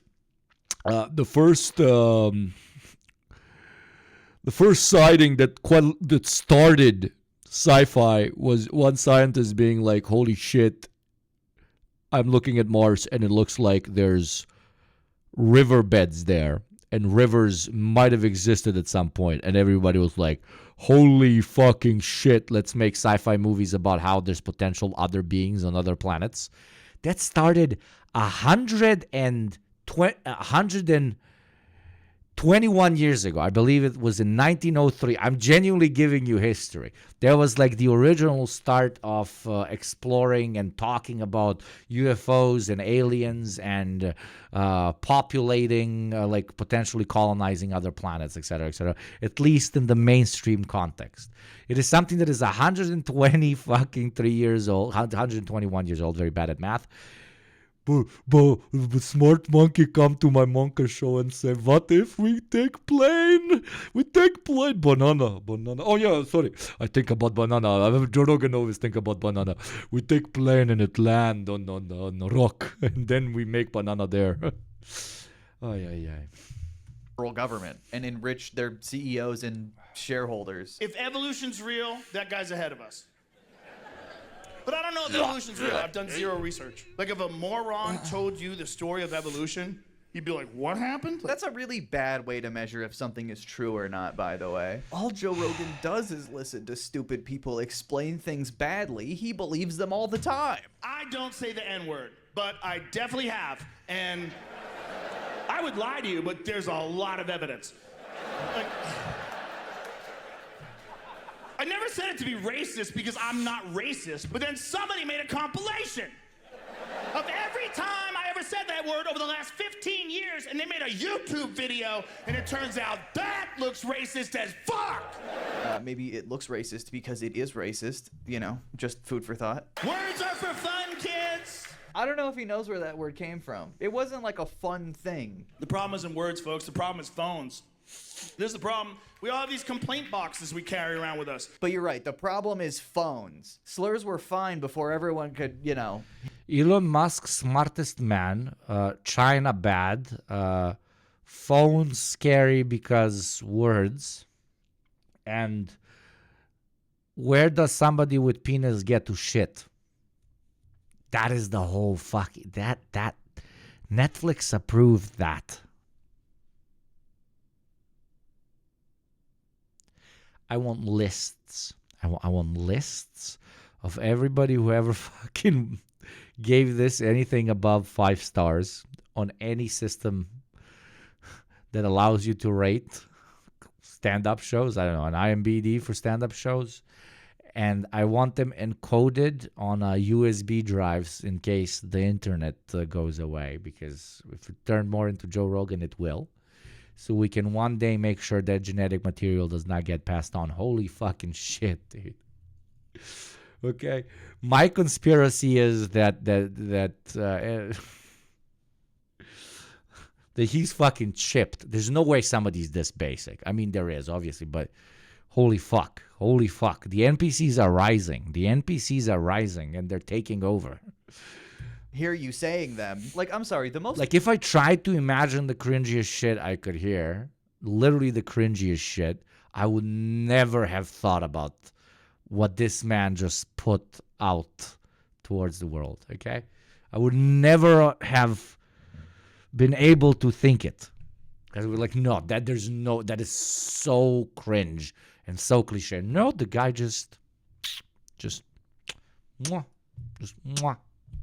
The undeniable thing about conspiracy guys is that they fucking love their phones. They're the first people telling you to unplug and how bad social media is for your brain, but also get, you know, a huge share of their news from Freedom Guy 1842 on YouTube, who told them all about Hillary Clinton building energy weapons to melt the ice caps and cause global warming for woke. Like, everything Joe Rogan has said in this special is stuff that he got from his phone on social media. Joe Rogan demonstrably is the one who's too online. He believes anything. He closes out the show. He is the online. He's the most popular podcast on planet Earth. Like, hey, this thing that my entire career exists because, like, Joe Rogan is proof for why we should ban phones. That would be a great skit. That would be a great skit. He's like, these are the problem. We should ban them because they give dudes like me a massive platform. Now that would be a funny skit. Now that would be very funny, okay? Joe Rogan being like, holy shit, I'm literally the dumbest guy. And look at me right now with a Netflix special that shows that society is fucking crumbling in front of our eyes. Ban the internet. I would be like, based. Comrade Joe Rogan, where do I sign up for your centrist party, okay? But no, that would be too original and actually funny for him to do. With yelling about how he Boy, season 4 is a documentary, absolutely. wants to get his grandpa laid. You go to visit Grandpa, he's got an army helmet on, open bathrobe, bottle of Jack, big old heart on, bunch of blacked out naked old ladies in his room. It's like, ah, fuck, and I wait for the Lord. Which is so twisted and crazy and fucked up. Joe Rogan is more podcaster than comedian. It's not his main gig, and you can tell. But it's really baffling to me how unoriginal these washed up conservative types end up being. Their brains stagnate at a certain point, and they just can't comprehend comedy outside of their base instinct to make fun of people lower than them. Other than that, it's just a performance of culture war grievance and selective nostalgia. Dude, he just screamed China, TikTok, trans, abortion, and Elon Musk good.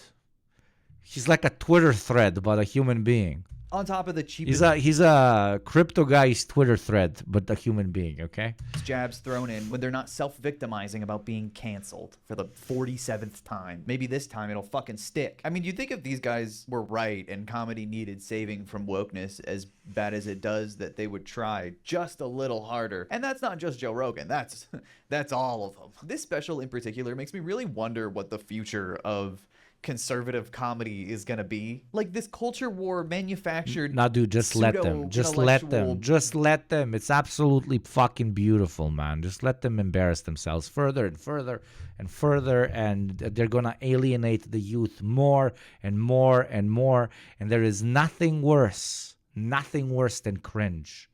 And them so publicly looking so cringe in front of the youth of the future will completely annihilate their ideas indirectly, okay? Ironically, deplatforming in the case of these types of guys is maybe not the wisest decision or the wisest direction to go in.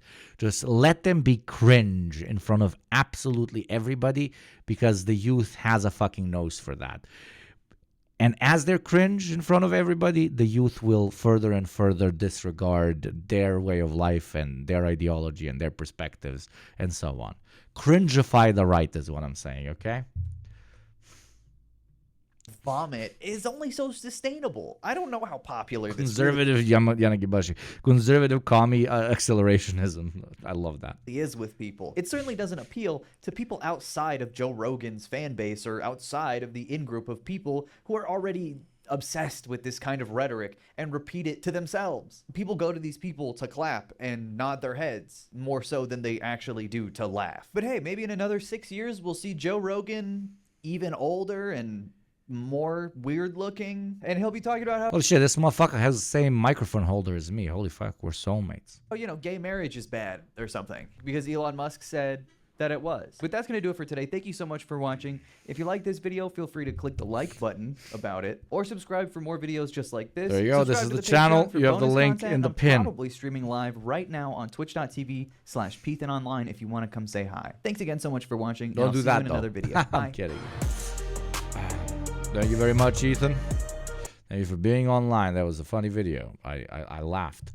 Now I commit violence on your brains even harder. What's the one way we can pivot from Joe Rogan? Yes, Matt Walsh. Yeah, fuck you. So the first night. Wait, no, not that one. That one's old. I already fucking watched that one. Where's the one where he pretends he's a journalist? No, the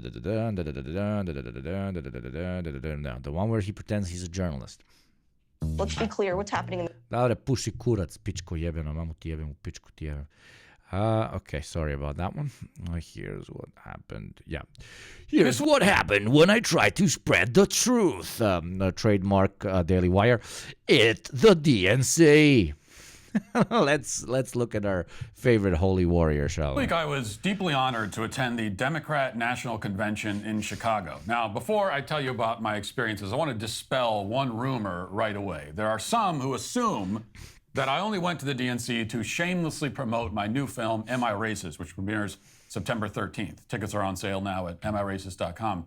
Imagine that movie. That movie is like one of those edgy books from back in the day that would like have a big question, and then they would just print out a bunch of white pages, and the big question would be like, does my life have meaning or whatever? Fake deep shit. And then you would open it thinking it's like a very long book, but it only has one page. It says yes. Well, his movie is like, Am I Racist? Like the book is just But just remember, call him racist, he's fine with that. Tell him he likes mayonnaise with tuna in a sandwich, and our boy will lose his fucking shit, okay? Hey, you black KKK member, how dare you say I like mayonnaise? People think that the entire thing was one big stunt, that I went to the DNC knowing that the left would get angry and start complaining about it on social media. Oh yeah, look, it worked. Look how well it worked. It worked so well that I'm stealing his content. Oh, you ain't getting any money out of these 500 people here with me, motherfucker. Media there. Motherfucker, burger. By unwittingly helping me to advertise my film. Are we triggered, guys? We're triggered so fucking hard, man. We're triggered so hard. Oh, wait, what should I do? Oh my God, he called the movie Am I Racist? Oh my Lord. Oh my Lord, I will not be able to live with myself anymore. I'm, for some reason, one of the Muppets now. I sound like the Muppet because I was so triggered. I left my body and became a Muppet. The whole point was to generate headlines like this in the Daily Mail. Matt Walsh enrages Democrats by crashing DNC in white dudes for Kamala Harris disguise. An article that includes a lengthy description of the film along with a link to the trailer.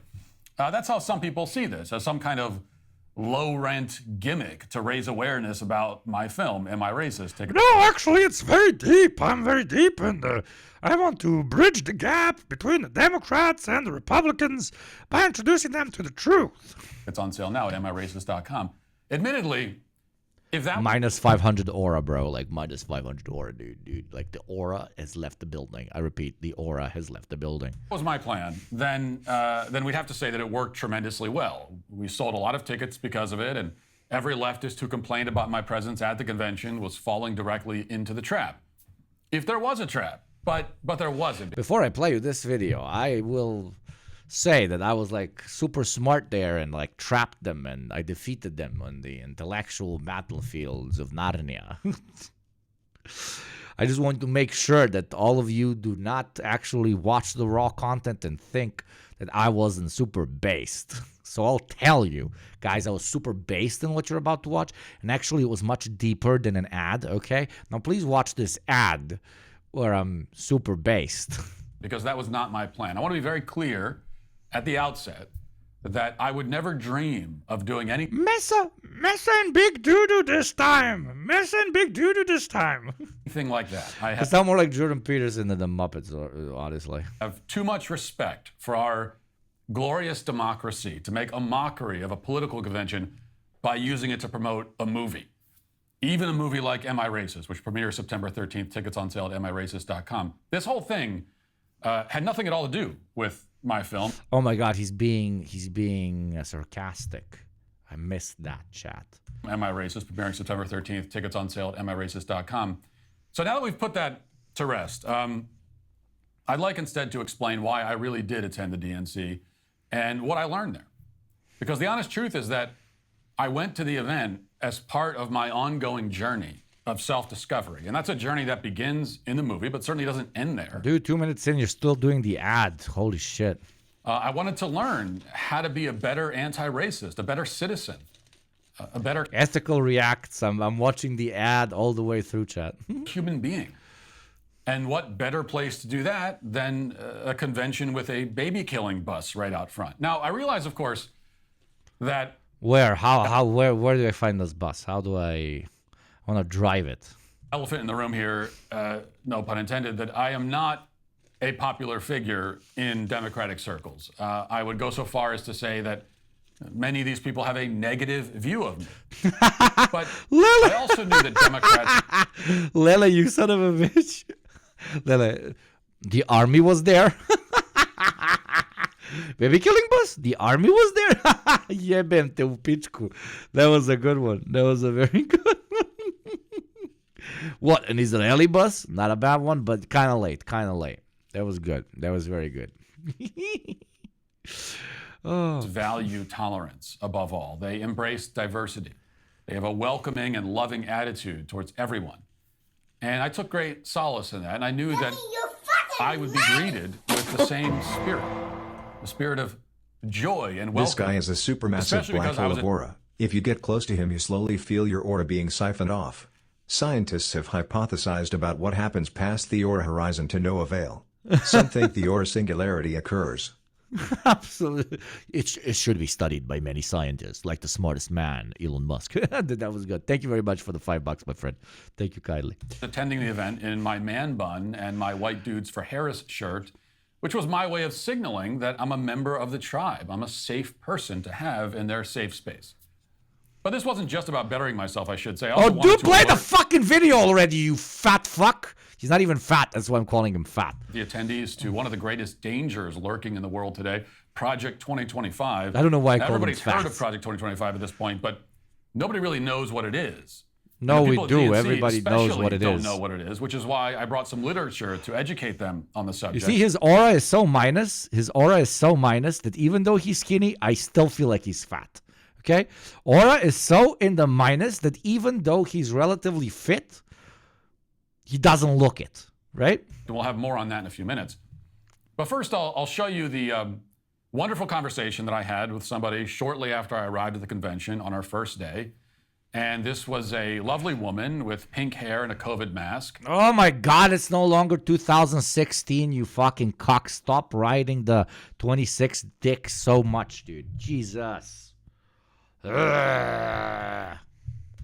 We dialed... So boring. The enemy is so boring. The enemy is so boring. Dialogued about many important issues, including racial justice. I thought it was a great conversation. Oh, social justice. There you go. He's like, new content, Pulitzer, new content. Can you drop something new, please? Something new? Something new, please. Something new. Drop something new, please. There's a quick snippet of that. So are you partisan? What? She doesn't wear She doesn't have pink hair. Come on, man. They can't even do the thing fully. They can't even do it's 2016 again anti-SJW shit. He couldn't even find a pink-haired woman. She wasn't. Where's the fucking pink hair, motherfucker? Motherfucker, you hype me over here, brother. Well, we're partisan for the truth as well. We're partisan. Right, for it, nice. you know, I like that. Partisan for the truth. That's Even good. though I'm wearing a Kamala Harris hat. Right, I know. Right. It's not partisan. But I'm advocating for her to. It's like a non-partisan way. Yeah, exactly. Because if you don't vote for Kamala Harris and Trump gets in, these policies get implemented. Yeah, that's all. We got to stop. She's just trying to be nice to you, dude. She's just She's Trump. The conservatives don't know about people just pretending to be as dumb as you so that they're relatively nice, so it doesn't get fucking awkward. I think that socialists, especially, I believe, have to live through on a daily, okay? How many times, chat, have you been talking to a dude and he just starts saying extremely stupid shit, but you continue like doing like this and like, yeah, and trying to move the topic because you've already had that conversation 7,000 fucking times and you're so over it. You're so fucking over it. And you just want to have a soda or a beer and enjoy the fucking movie or the bar or wherever you're at. And you're like, yeah. Even though it's super cringe. It's called being a relatively chill fucking human, okay? Being fucking normal. That's called being normal. But no. Kamala's going to get in. It's good. It's going to happen. But fingers crossed. Right, fingers crossed. But if she doesn't, but if she doesn't, again, they're going to continue to try pushing. Because racial justice is the particular focus of mine. Uh-huh. Is that important to you in your personal life, to decolonize, decenter your whiteness? Hands down, absolutely. And everything you do, you have to think about. How do you do that on a daily basis? You get up in the morning, you're decentering. First of all, who has access? Who's at the table? And who's in the room? I'm gonna go a little overboard. Yeah, go. Let's hear it. She's just giving regular normal. If I walk into a room and there are people of color in the room, I want to literally not be in the center of the room. Yep. So I'm walking around the edges of the room. Yeah. Just so I'm not in the center. Not everyone goes that far. Right, and I'm super committed to it. So that's. I walk. Yeah, you're being weird, and again, she's continuing to kind of tolerate the fucking weirdness because she's normal. This is like walking up to a normal person and being like these pavements, my dad built them. Like what we're standing on, my dad built them. My dad was the king of this city. The normal reaction to that is like, oh, really? Oh, okay. Because you cannot be bothered to have a conversation with a fucking weird guy, okay? You don't want the weird guy to get even weirder. You don't want to tell him, no, your dad is not the king of the village and he did not build the pavements. Because that will start a whole fucking conversation. You can smell that they're weird. So you're like, yeah, your dad the king, the pavements. Yes, absolutely. That is what is happening in this situation, Matt Walsh. You're being the weird one. Not the lady that was like, oh, I'm white. And sometimes us whites really want to be the center of attention. And especially when we're talking about things that, impact minorities in the country, maybe we should take a seat back. That's all the lady said. And he's like, yeah, but like in a room, I really like standing next to the wall. And she's like, this guy's fucking weird, but okay, yeah, you do your thing. Why am I even explaining this? Thank you, Red Phil, you fucking legend. Thank you for all the support, my friend. Walk in a room, I'm white, but I'm also an anti-Zionist Jew of Ukrainian descent. I'm also a lesbian. I also, identify as a dyke. So like all those things. So you got a couple more. But but I don't have to say points, but you have a couple more points. Right. So you have to be aware. I have no points. Well, no, but you have a say, and also, if you're not fighting for reproductive justice as a man, especially as a straight man, that's some work to do, right? Yeah. I look around this place. There's too many white people. Oh, absolutely. Yeah. Too many white. But a lot of black women who are organizing, and but they always have. The white people are walking through. Yeah. Right. Yeah. She's a Jew Slav based Basid, okay? A Jew Slav. Holy fucking shit. How much more Basid can you be? If she had pink hair, but Matt fucking lied about that piece of fucking shit. Because the black women set it up, the white people show up. But this is an elite scenario here. Yeah. I mean, it is. It's just like anybody can come, but really, can they? Do they feel like they're welcome? I don't want to be here. I hate this lady. She was making too much fucking sense. I hated how much sense she made in what she was saying. Well, it's great talking to All you. right. Yeah, you too. You too. Thank Take you. it easy. Thank you. Yeah. We'll do the shake thing. Well, Oh, yeah, not because COVID? with the mask, I don't want to. All right, we'll do that. Yeah. Okay. We'll do that. Yeah. She's literally making fun of the mask. She's joking like, "Oh yeah, we should shake. Let's do the." It's oh god, the fucking hell. The cringe is real. Today we are cringe watching chat. We're cringe watching and we're cringing hard. We are watching the cringe as the cringe is entering our bodies, and we are watching as it changes us and molds us into thumbs. Thank you, Ronko, for 100 bits. I'm now certified most based by Yugopnik solely on the basis of my ethnicity. Absolutely. Absolutely. Wait, are you also Jewish? That shit crazy, man. Why you gotta rise the scales of my race science so fast, okay? Okay? The progressive race science is what we subscribe to with great intensity here on this channel. Wonderful, a new child soldier. So Slav, subscriber. Slav up there, really, really up there. Like the least bad white person, okay? The least bad white person, but then Slav Jew, you're already on the same level with the acceptable races. Wonderful, a new Because child we all know soldier. here in subscriber. this ideology where we concentrate on class, we really talk about race more than the racists. Jew mixed with Finnish. But wait, you don't have Slavic? Finnish. That gives you minus 50 points. But you don't have Slavic. You don't have Slavic. I thought you had... Dude, you grew up in Russia. What the fuck? Yes, you're Russian, Finnish, so you're a Viking, you're Russian, and you're a Jew. Holy fucking shit. That's like literally peak humanity. If I had to like repopulate the planet and I had to clone somebody like Wonderful, 500 a new million child times, soldier. I would I make mean, you subscriber. guys. But then I would give you melanin because putting on sunscreen every day is a fucking L. Okay?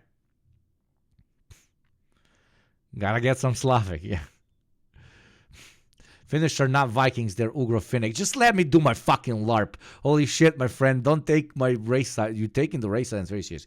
Yes, Slavic, but the Slavic are mixed with Ashkenazi Jews, and the Finnish are not Vikings because they are Sami people. Okay, then you also can have the non-white card because they're Ugro-Finnic. Okay, you came from Asia or whatever the fuck. So thank you for your service. Thank you for being the most beautiful genetic combination. Probably hot too. Thank you, Nando Tescu. When will we be sent tanks to Eastern Europe? They're already here, brother.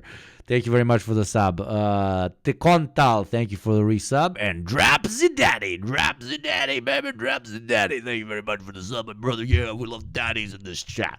From one daddy to another daddy, let's go. All right, take care. Okay, all right. That was a great discussion. We seem to be on the same page. What the fuck? You should play Crusader Kings. You can make a breeding program to breed the ultimate Slav. Yeah, but don't they get like super fucked up? Left on good terms. And I was excited to walk around the convention, talk to many more people. Many of them also wearing pink hair and COVID masks. Is there a guy? Because once it's like an editing mistake. But twice, is our boy colorblind? Don't tell him, because then he's going to call himself a minority.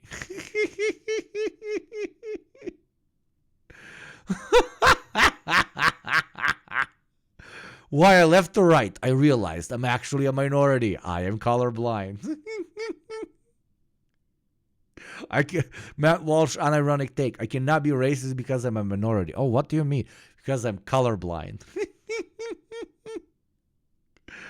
Jebote, šta ja radim sa svojim životom? Gledam ove Amerikance i... eventualno ću bukvalno postati Jenki, razumiješ? Užas. Šta je taj content brain menu radio? Ej, pomagajte. Poću se napijem kukući. Thank you, Garvi, very much for the 6-month sub, you fucking legend, for one of the OGs. Thank you very, very much. Minority Report, let's go. But unfortunately, after talking to one person... Here's a person off color to get a double F. And having completely civil and intelligent conversation, you just saw it. And even, dare I say, becoming best friends, I was nonetheless reported to security and escorted from the building and told that I'm banned for the rest of the week just because of that conversation. So I've been requested to escort you out and ask you to leave. Okay. And in the process, we're going to need your wristbands back as well. Can we ask why? Why are they kicking me out? The people running the event is requesting that. So this is a event run by the organization, and they want you out. Oh, they didn't give a reason? What was that? They didn't give a reason? They don't really give me a reason. All right, I wasn't causing a scene. I was being very friendly. I understand. Anything you want to say part of the escort? He's got a balance. He cannot he can't be too aggressive to the rent-a-cop because they love cops, but he also wants to be a Karen. You know, the eternal fight of a Karen when she sees a cop do something she doesn't like. Is my love for a cop dick more intense than my love of complaining? We will never know. All right, cool. Let's go ahead, escort him out. Okay. I got I got the T-shirt for the event. I understand. So, all right. You have to leave the premises, and we also need Kicked for lack of aura. your wristbands back too. So we're able to come back tomorrow, or is this a one-day thing? Dude literally couldn't get any content. Dude literally couldn't get any fucking content. He talked to a nice lady. He was like, she has pink hair even though she had gray hair. And then he got kicked out and he made a 15 fucking minute video out of it. Best, like top tier right wing content right here, okay? Doesn't get better than this, chat. Defund the police until they're calling the police, huh? All right, guys. We're requesting you don't come back for the rest of the week at this location, all right? For the whole week? The whole week. And they didn't say what I did wrong? You don't need to. All right. Guys, have a good day. Please don't come back. Have a good Chad Rent-A-Cop. good day. Please don't come back. What did I do to deserve that treatment?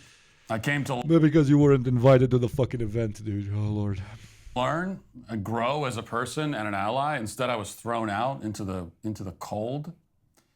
And why did they treat me like that? What did I do wrong? What were they trying to tell me? You know, they said, please don't come back. But I knew that there must be a deeper message. You know he heard that before. Don't come back. The security guard really reminded me of my wife. Do not come back, sir. I thought about it, and I realized that don't come back must have meant don't go back to who you were before. Don't become your old self again. You know, they weren't saying don't come back physically to the convention. They were speaking metaphorically, poetically. I realized. So later that night, I did go back. Only this time, I had learned a valuable lesson. If you want to be welcomed in left-wing spaces, it's important to not talk to anyone or express any point of view at all at any point. And I knew that everything would be fine if I just walked on the convention floor. If you dressed up as a woman, I swear. And blended in with the crowd. In fact, you can see here in the footage that I'm not causing any trouble. I'm just I'm not talking to anyone. Again, he didn't get any content. Oh, shit. Not creating a scene. I'm walking around, sitting, listening, applauding. Everything was fine. Everything was going well. But then, as I was venturing around and taking in the sights, I may have accidentally, entirely unintentionally, through no fault of my own, stumbled right into the middle of a CNN interview with Senator Chuck Schumer. Watch. Work with all kinds of people, and she was effective in getting things done. One of the things she pushed, which we succeeded in, was $35 insulin for senior citizens. Now we're going to get it for everybody. What's your response when Trump takes credit of that? Trump takes credit for so many things he doesn't do and gets the blame for a lot of things he does do. Content. Get it, guys? That was content. He's lost his bearings, as we can see. See how he owned them, chat? He owned them so fucking hard. He, stood in the background. Day by day. So brave. Patriots assemble. Patriots assemble. Chuck Schumer, I know you've got That was crazy, dude. That was fucking crazy. a lot to do with You see how he, stood there behind the camera? the convention floor. Thank you for taking the time. Literal, a 12-year-old who, sees somebody being interviewed and is like, dude, what if we say pussy? What do we say? What if we scream pussy and it's live? That's what he's doing, but he's not at least screaming pussy, which would be kind of hilarious, okay? To talk to us. Anderson, back to you. Okay, well, thanks very much, Scott. I interrupted you. So I know you might see me walking in the direction of the live shot, plodding right through it, staring at the camera, then turning around and walking back in the same direction, and then turning around and walking through the shot again for a third time. And you see that, and you think that this was some ridiculous, immature, intentional attempt to photobomb Chuck Schumer. And frankly, I'm offended by the mere suggestion. First of all, I'm in the media. I'm a professional. Okay, I would never photobomb anyone. He's like, look at me, I'm so rock and roll. I'm so rebel. I photobombed them, and now I'm like being sarcastic about how I didn't photobomb. You fucking nerd. Get in the fucking closet. Look at me. Look at me. Look at me. Look at me right now. In the fucking closet right now. In the fucking closet, nerd. In the fucking closet right now. Right? Oh, you photobombed. In the fucking closet. Yes, good. Lock yourself in. No, I'm not fucking touching you, fucking disgusting fuck. You close it. You close it. Yes. Yes. Okay, goodbye. We'll open it in 48 hours. Fucking nerd. Jesus Christ. Second, once again, I'm there to learn. Third, I've never been on the convention floor before. I didn't know where I was. It's not a closet itself. What was the American thing that they lock kids in when they're bullies? The thing? Locker. Okay. Locker. God bless. I was confused. I didn't know where to go. Okay, so that was happening there. Now we're take queer people out of the closet and put this nerd in the closet. That's what I'm saying. Regardless, this clip made its way to Locker him up. Twitter, and next thing you know, other people on the convention floor were taking pictures and posting angrily about my presence. A reporter from Bulwark approached and asked if I was Matt Walsh, and he recounts this exchange in an article on the site. Quote, Walsh regularly dons a similar disguise to film gotcha moments for his documentaries lampooning progressives. For that reason, it wasn't difficult to recognize him, even on the crowded convention floor. I asked him if he was Matt Walsh. No, I'm not, he said after a wide-eyed look. When I followed up with, I know it's you, he replied, that man is dead. I'm a new man now. Now, I can confirm that that is an accurate quote, and it was true. I was a new man. You know they were scouring the internet really hard to find anybody who gave them any fucking attention. Oh, it's incredible. Like the attention seeking is wild. The security guard told me not to lack of content. L, goodbye. Go back to my old ways, to change myself, to be transformed. He didn't say that exactly, but that was his point, right? That's what he was trying to say, and so I took it to heart. Nonetheless, next thing you know, I was trending on Twitter on a night that was supposed. Oh yeah. Get screenshots. You were trending so hard on Twitter. I'm fucking sure, 1,000,000%. To be Michelle and Barack's big night, which is really embarrassing for me. And lots of angry tweets were posted, like this one.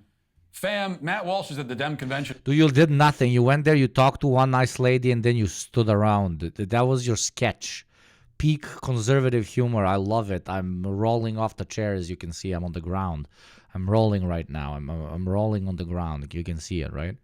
Posing as a delegate. Do not talk to him. Call him out. Tell security if you can hear in his voice that there's just nothing there that's remotely impressive. He owned the libs. Have we been owned, chat? Did he own us by standing? Are we triggered by his standing there? Are we triggered by his alpha male presence? Get into the locker. Shut the fuck up. Get into the locker, nerd. Please. You're now one of the cool kids in the locker now. Locker now. Share to spread the word. Hate monger, fake, loser. Now there were hundreds of other tweets. I found a specific tweet. Monger, fake, loser. You know they were name searching so hard, dude. They could only come up with 3 photos. Loser. Oh, you own the libs by just being there.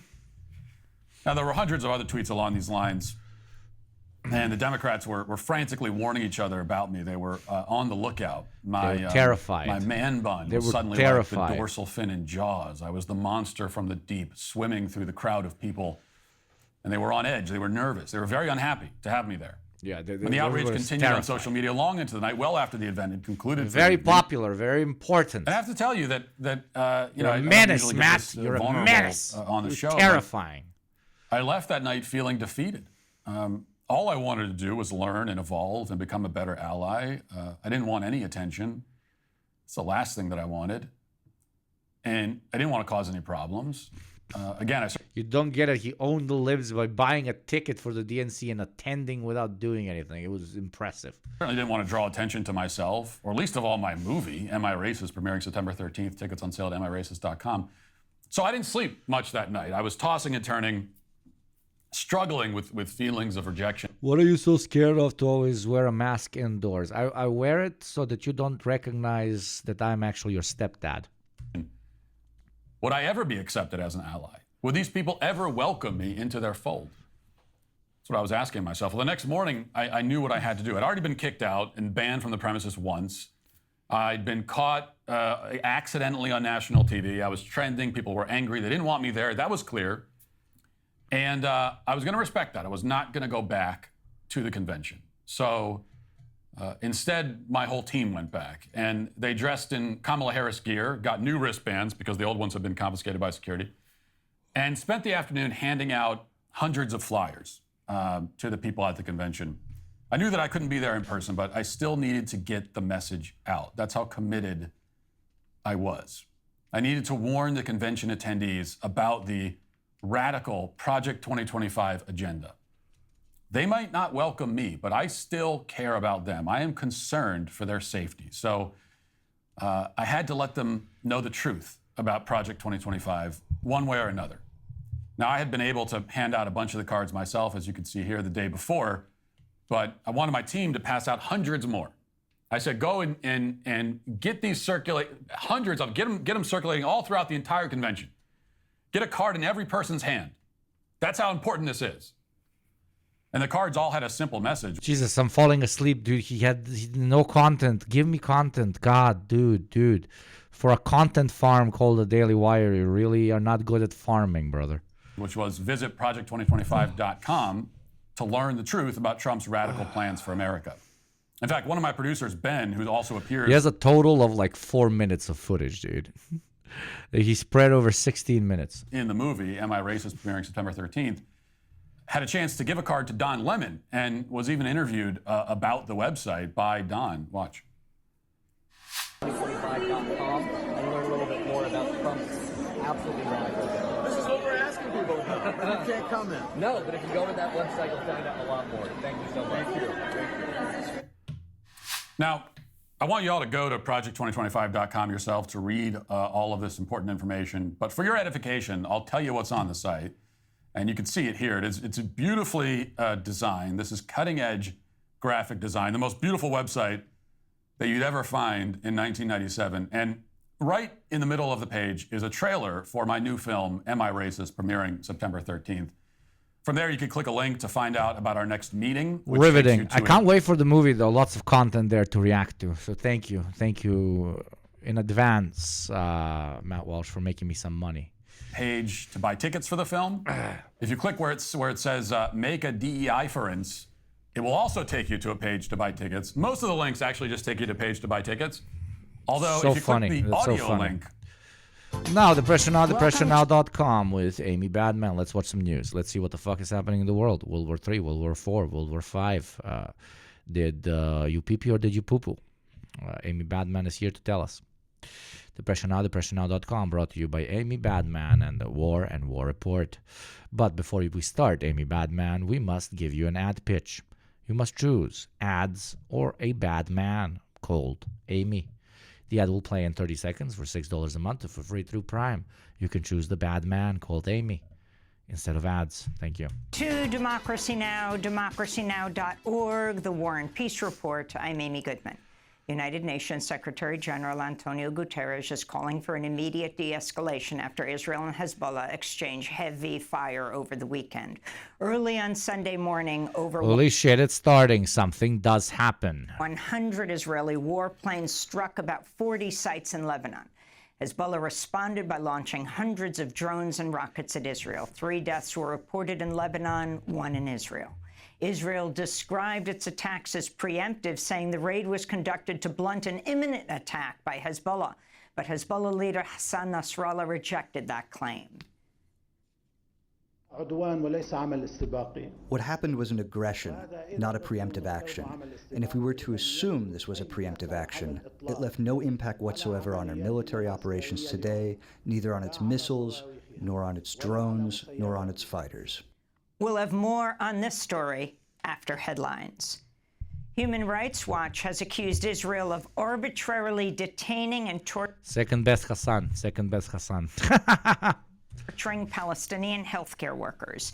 8 doctors, nurses, and paramedics recently held in Israeli prisons have described being blindfolded, beaten, held in forced stress positions, and handcuffed for extended periods of time. They also reported torture, including rape and sexual abuse by Israeli forces. Over the weekend, Israel bombed another school in Gaza, sheltering displaced Palestinians.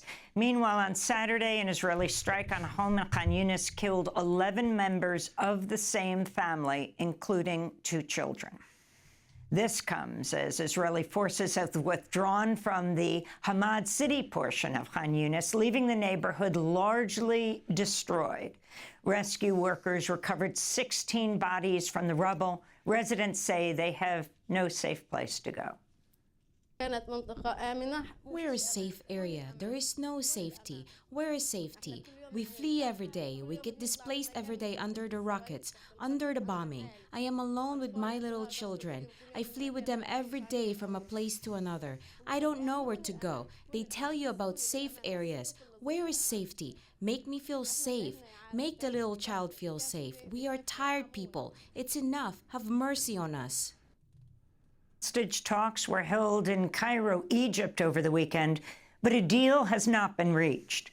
Egyptian officials said neither Hamas nor Israel agreed to a number of compromises put forward by a mediator. Hamas has said any deal must include a permanent ceasefire and a full Israeli withdrawal from Gaza. Like literally the most basic of basics, a fucking ceasefire. How do you agree on a ceasefire agreement that has no ceasefire in it?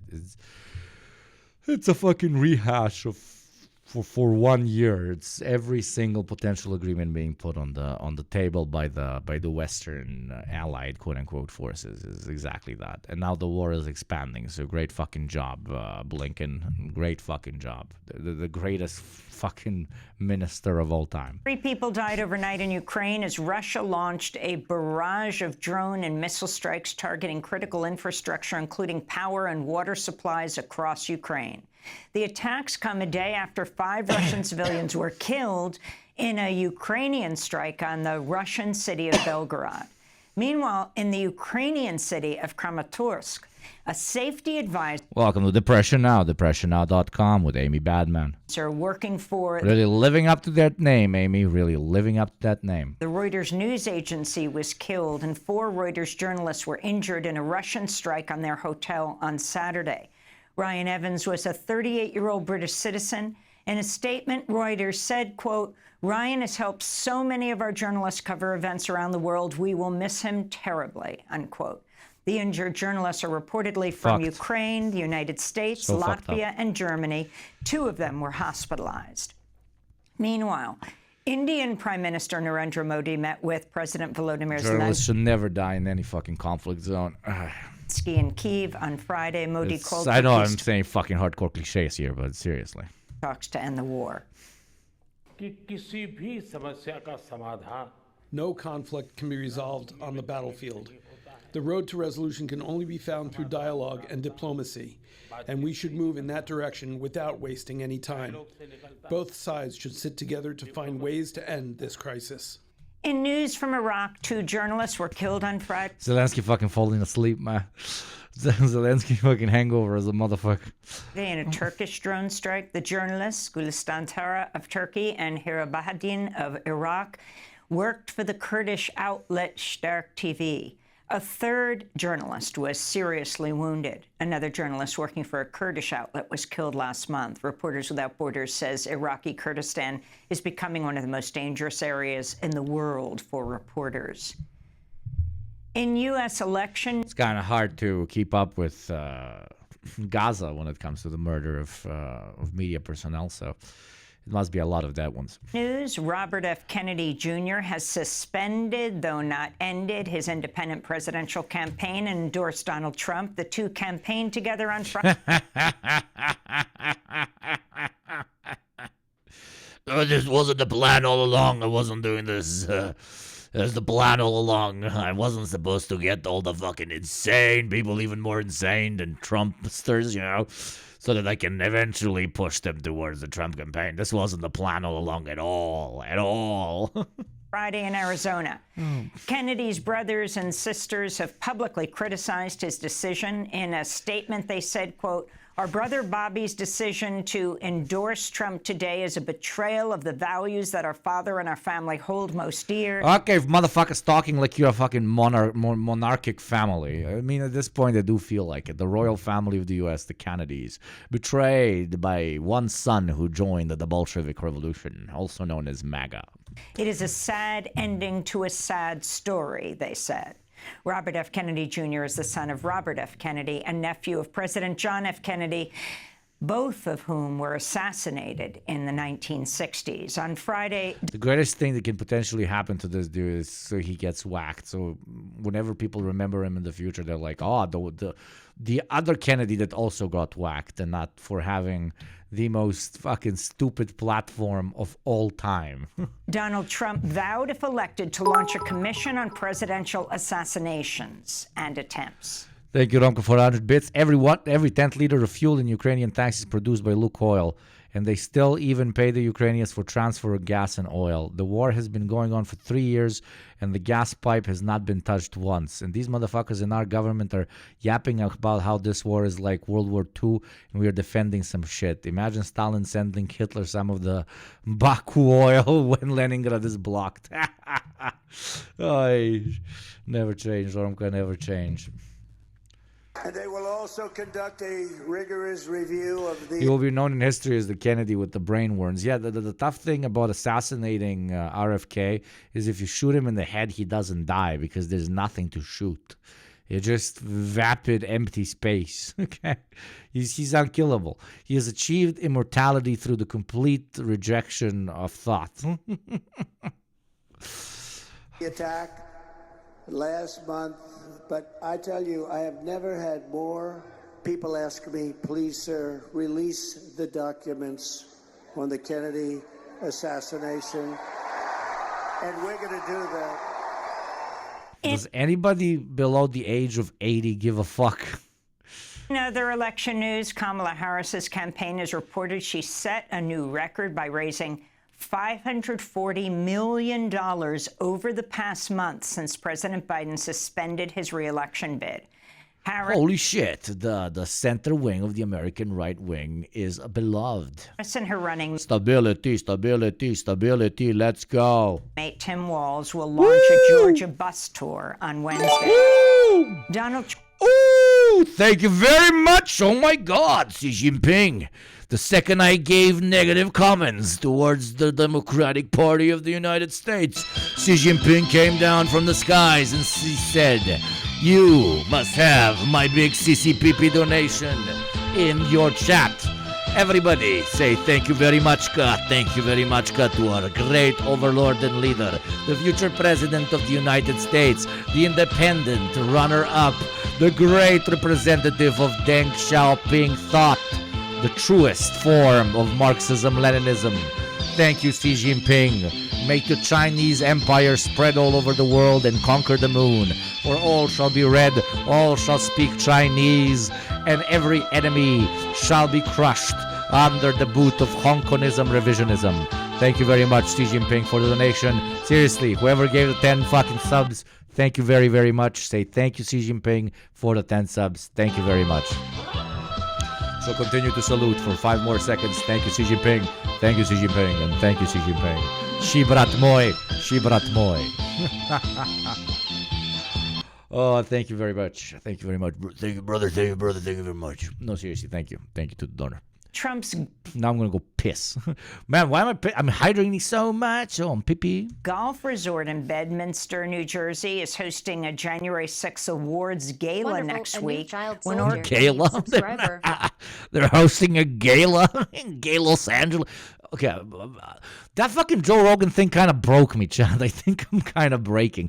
Thank you very much, Albundi's Water, for the 6-month sub, you fucking G. Thank you. Organizers plan. I love my child soldiers, man. More Xi Jinping breeds more and more child soldiers for the Grey Gooner Army. and to honor 20 defendants arrested for taking part in the deadly January 6th insurrection. Donald Trump is listed as an invited speaker to the gala. Meanwhile, a Maryland man who threw a smoke bomb at police on January 6th has been convicted on a number of charges, including civil disorder and assaulting police. Justin Lee, who became a police officer after the insurrection, will be sentenced on November 6th. The U.S. Department of Justice and 8 states have sued the property management software company RealPage, accusing the firm of helping landlords collude to drive up the cost of rent. The firm collects rental information from competing corporate landlords and then uses algorithms to set rents. Attorney General Merrick Garland accused the firm of violating the Sherman Antitrust Act. When the Sherman Act was passed, an anti-competitive scheme might have looked like robber barons shaking hands at a secret meeting. Today, it looks like landlords using mathematical algorithms to align their rents. In Kentucky, a federal judge has thrown out felony charges against 2 former Louisville police officers connected with the fatal police shooting of Breonna Taylor in her own home over 4 years ago. The 2 officers had been accused of falsifying a warrant that led to the fatal police raid on Taylor's apartment. The officers, Joshua Janes and Kyle Meany, were not at the scene of the shooting in March 2020. We'll have more on this later in the broadcast. We'll be speaking with Taylor family attorney Ben Crump. In Tennessee, a second former Memphis police officer has pleaded guilty in the police killing of Tyree Nichols, a 29-year-old black father who died after a brutal police beating. The former officer, Emmett Martin, pleaded guilty to federal civil rights violations and could face up to 40 years in prison. In Florida, a sheriff's deputy has been charged with manslaughter in connection with the killing of Roger Fortson, a 23-year-old black Air Force member who was shot to death. I love when I go away to piss and eat a bit of soup. I ate a bit of soup, okay? Hydrate with food as well.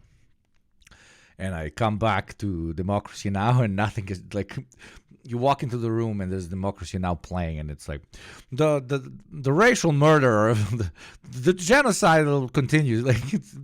Like I was here the entire time basically. In his own home.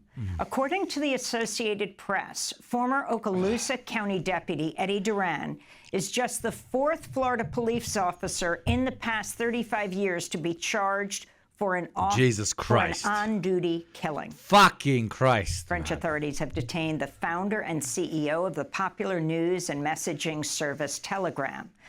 Genocide will continue until morale improves. Morale improves. That's dark. And any means necessary, that is dark. Was detained at a Paris airport on an arrest warrant related to allegations that Telegram has been used for illegal activity. Yeah, good morning. Fucking dealers have been using it for decades, and you didn't do anything. Now you arrest him when it's one of the main platforms on which we can find out more about what is happening in Palestine. Yeah, the fucking coincidence is absolutely incredible. Yeah. Now you decide to arrest him. Absolutely, yeah. Durov is a dual French-Russian citizen. Telegram posted a message online saying, quote, "It's absurd to claim that a platform or its owner are responsible for..." Imagine if they arrested Elon Musk, like arrested him, or Mark Zuckerberg, you know? No, they give them like 100 fucking Senate hearings, okay? But this dude that they just fucking pick up off the street. And it's definitely not related to the fact that, again, it's the most accessible platform when it comes to seeing on-the-ground footage of what is happening in Palestine. No, not at all. We must be tripping, okay? We must be tripping. It's probably something to do with China. Abuse of that platform. Almost 1 billion users globally use Telegram as means of communication. Telegram is my main platform as well, okay? And I'm not lubricating of this stupid fucking billionaire here, okay? But Telegram based as shit, as a platform totally based as shit. And as a source of vital information, unquote. The app has a history of refusing to cooperate with law enforcement. In Burkina Faso, a militant group with links to al-Qaeda has claimed responsibility for an attack that killed up to 200 people and injured 140. According to the Norwegian Refugee Council, attacks... And it's super fucked up with Telegram, especially because the joke was always like, hey, come follow my Telegram channel. I never did that. It feels a bit goofy, but it kind of makes sense because everybody's like, you know, when they ban me off of X, when they ban me off of this or that platform, at least I'll be on Telegram, so I'll be able to report to you guys directly. Journalists use it, a lot of analysts use it, etc., etc. And now not even Telegram is a quote-unquote safe space that nobody can touch because it exists in this limbo between Russia and the West and on its own independent servers, etc. Thank you, Rom100 Bits. Durov is still an unhinged libertarian, and his interview with Tucker was so cringe. Telegram is based, but there was a time when Durov promised there would never be a paid subscription. No, absolutely. No, I'm not slobbering the knob of some fucking cringe billionaire I don't give a shit about. But this is a very direct message that the State Department is sending, in my modest opinion, on non-American social media will be, let's use the term, adequately reminded that it does not have free reign. In Burkina Faso this year. Speaking of not having free reign, I never have free reign. I have my own show. I talk into the camera, and yet it is constantly interrupted. Same like the leader of Telegram. Every 40 minutes, I am arrested. I am oppressed. I am put down in the subclass of subclasses, even below, even more discriminated than the gamer. How, do you might ask? Well, by ads that play every 40 minutes up or down, that are going to play in exactly 2 minutes. So support me as I save myself from this immense oppression for $6 a month or for free through Prime, and save yourself from the ad oppression as well. This is truly a dark time for our people. For some might even get 3 or 4 ads. Liberate yourself, brothers. Liberate. Here have killed... The ad will play in 2 minutes. Thank you very much. More than 8,400 people. At least 13 migrants are dead after their boat sank off the coast of Yemen. Authorities are searching... Come on, only fact. 1, I got 2, 3. I got 10 out of 10s, okay? Very elaborate, okay? It was very try-hard. It's at least 5 out of 10 for being try-hard as fuck, okay? For over a dozen others who've been missing since last week, according to the International Organization for Migration, the IOM. The boat had departed from Djibouti in East Africa, carrying 25 Ethiopian and 2 Yemeni migrants. Annually, tens of thousands of migrants depart from the Horn of Africa, fleeing conflict, extreme poverty, and the impacts of the climate crisis, setting off on a dangerous journey across... But Joe Rogan has said, sink the boats, as we all know. Sink all the boats. Across the Red Very famous Joe Rogan quote. Sea, many with the hope of reaching wealthier nations and the Gulf. In Norway, climate activists with the group Extinction Rebellion blocked an oil terminal at a major gas processing plant Saturday. Now we are outside the Karsto oil terminal. We have just begun a blockade of one of Norway's largest processing plants for gas in the North Sea.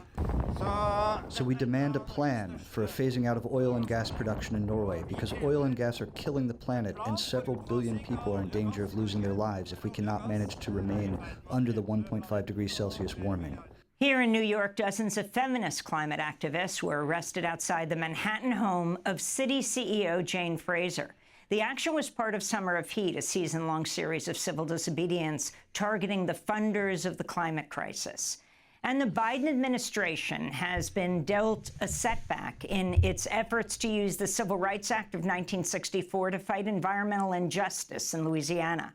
On Friday, a federal court ruled the Environmental Protection Agency I am officially depressed, so it's time for Zen. barred from using the federal civil rights law to prevent Louisiana from issuing permits to new fossil fuel facilities in an area known as Cancer Alley, a predominantly black community. And those are some of the headlines. This is Democracy Now!, democracynow.org, the War and Peace Report. I'm Amy Good. You said it wrong. Depression Now, depressionnow.com. I'm Amy Badman, and this has been brought to you by the War and War Report. Thank you very much, Amy. Thank you very much for your service, as always. Everybody subscribed to Democracy Now, democracynow.com. Okay. Let's continue with democracy now. I heard that there were some based takes. I heard there's some basada takes. We began this week with basada takes maybe. You and Bill Ayers going back. Cancer Alley, yeah, just typical American place. Oh fuck yeah! I shouldn't laugh, but it's fucked up. Thank you, Pluto, for 100 bits. Hi, Hugo. I know a lot of people who work in military or tech. Anytime I tell them they could work somewhere else, they say somebody else will work there. How would you convince these people?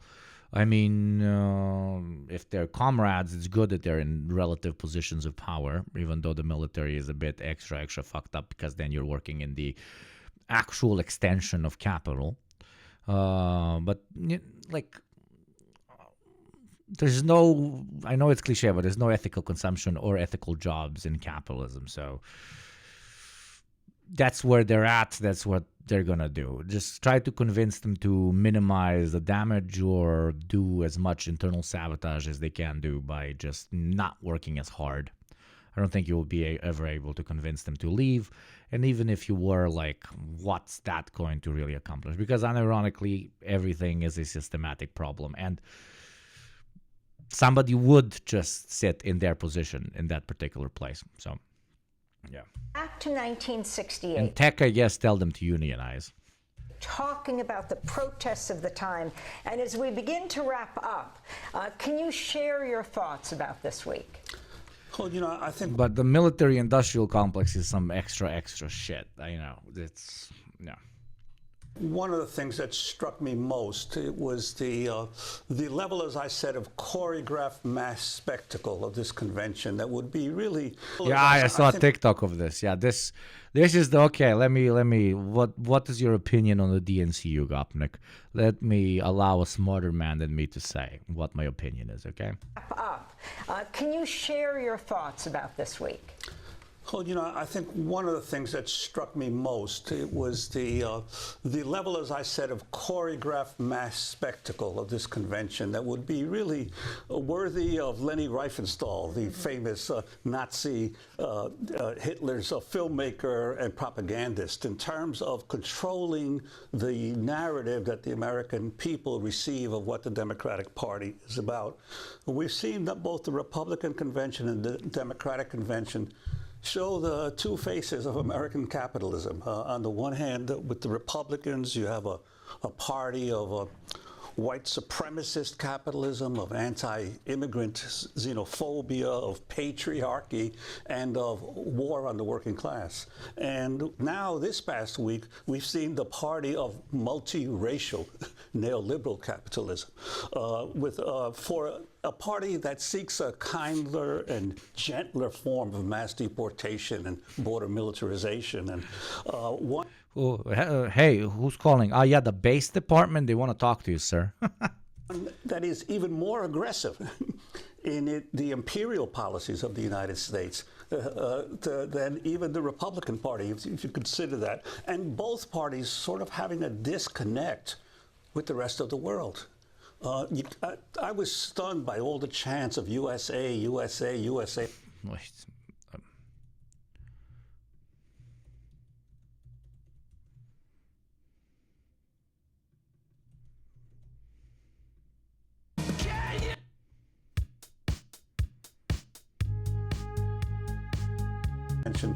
Show the two faces of American capitalism. On the one hand, with the Republicans, you have a party of white supremacist capitalism, of anti-immigrant xenophobia, of patriarchy, and of war on the working class.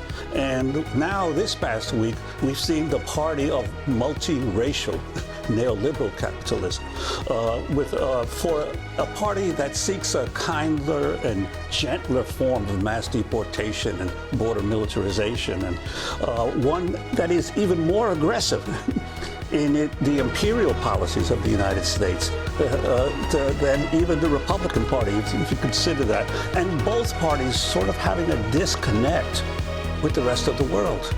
I was stunned by all the chants of USA, USA, USA throughout the Democratic Convention, when the reality is that the the United States has never been lower in its prestige and never more Thank you, discredited Jocula, around the yo, world let's see than it about is today that. as a Hvala result puno. of Thank you so much, especially Jocula, for of the 12 months. the war You in fucking Gaza, legend. all the Thank you. attempts at Regime change Thank you very and much, sir. Controlling other countries and forcing other countries to do what it wants.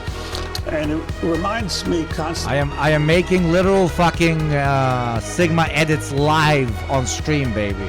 That one person, one vote is a dangerous concept because there's always the possibility that the masses of people will act in ways that the rulers don't want. So the necessity to control the narrative, to control what is the people consider possible is so important to our ruling classes, and that's why they invest so much time and so much effort in this choreographing a spectacle to somehow or other prevent the people from thinking of other possibilities. And so I think that that's what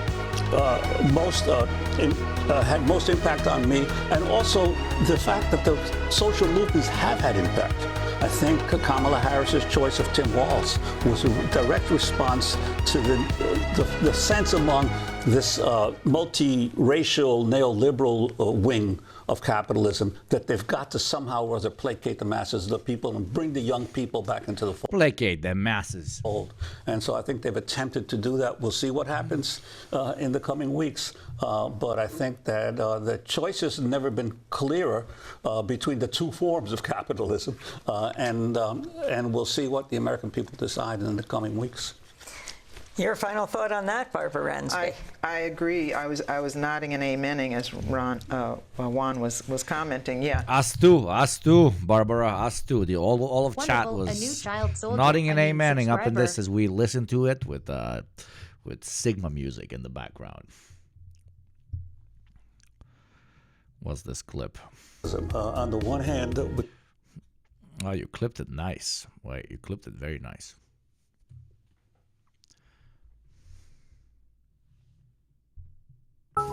white supremacist capitalism, of anti-immigrant xenophobia. There you go. Nice. Thank you, Chatter. Thank you, ZD.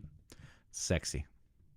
I mean, two faces of capitalism, because we see, it's very hard to be enthusiastic about this moment in the Democratic Party with Gaza and everything else. And I think the cynicism of this orchestrated consensus at the convention is one example of that.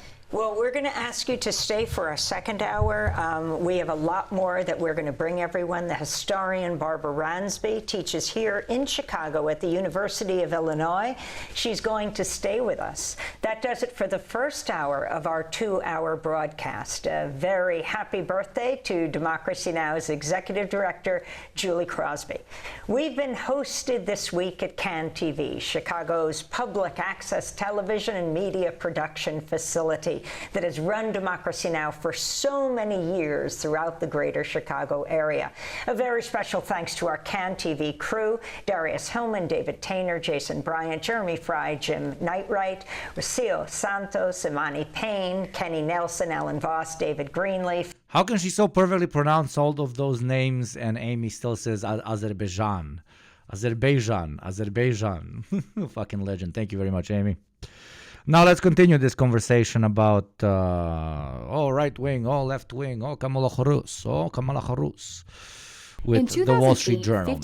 Why do so many young men leave the Democrats for Republicans, going for the right, even though we were already right, but not correct, just right wing. 8% of young people lean Democratic. 2012, 53%. And in the last two major election years, that percentage held steady at 55%. But in 2023, that number dipped below 50% for the first time since 2005. And you'll notice right here, they've started to lean more Republican. And that's partly because of one specific group, young men. Young men have increased their support of the Republican Party from 35% to 48%, a 13 percentage point increase in just 7 years. And this is a new trend. While 2020 exit polls show that young men backed Biden by 15 percentage points, a February 2024... No, Zoomers massive disappointed. Wall Street Journal poll found they favored... Why isn't there another level of Zoomers that don't like either? Why is there another level of Zoomers that don't like either? I want to see the percentage of Zoomers that don't like either. I can tell you that is increasing more than anything else. For Trump by 14 percentage points. And this loss of young male voters is a major issue for the Democratic Party going into November. The question now, can Kamala Harris bring some back? Here's what's driving young men to support Republicans and what it could mean for the presidential election to come. America great again. When we ask young voters, what issue is most important to you when you go to cast a vote? Among young men, it's the economy. Oh, doom, doom, doom, doom. Ra-ta-ta-ta. The mind-blowing ensues. Young women, it's abortion. 17% of men say the economy is the most important issue, followed by democracy and immigration. Democracy? Oh, America pilled so hard, dude. Why don't I have one that says freedom? Whereas for young women, the or liberty. top issue is abortion, by a lot. Why is this happening? Well, we put the reasons into two different buckets. One is I love the life buckets. experiences that young men and young women are having. Those life experiences are diverging. Young men without a college degree have seen the greatest decline in labor force participation. Meanwhile, a record 87% of college-educated women are in the workforce. And today, women make up 60% of college graduates. This division that we're seeing between young men and young women, it goes beyond who they're going to vote for Congress or president. It goes to a range of... Yeah, but also because the reactionaries pitched women as the new mainstream target of reactionary thought. They're like, everything is going badly, you're alienated, you cannot afford anything that your parents could afford, but they don't pitch, you cannot afford everything your parents could afford very easily. They're pitching, you're not living the life your parents used to live. And then they answer the question to why as women, as women's liberation, as the women's are becoming these bratty, self-obsessed, sex-crazed maniacs, and no traditional values are being introduced in the way we raise kids, etc., especially young girls. And that is why, the traditional American dream is being taken away from you because of the woman in general, because of the woman's pivot to evil independence, etc., etc.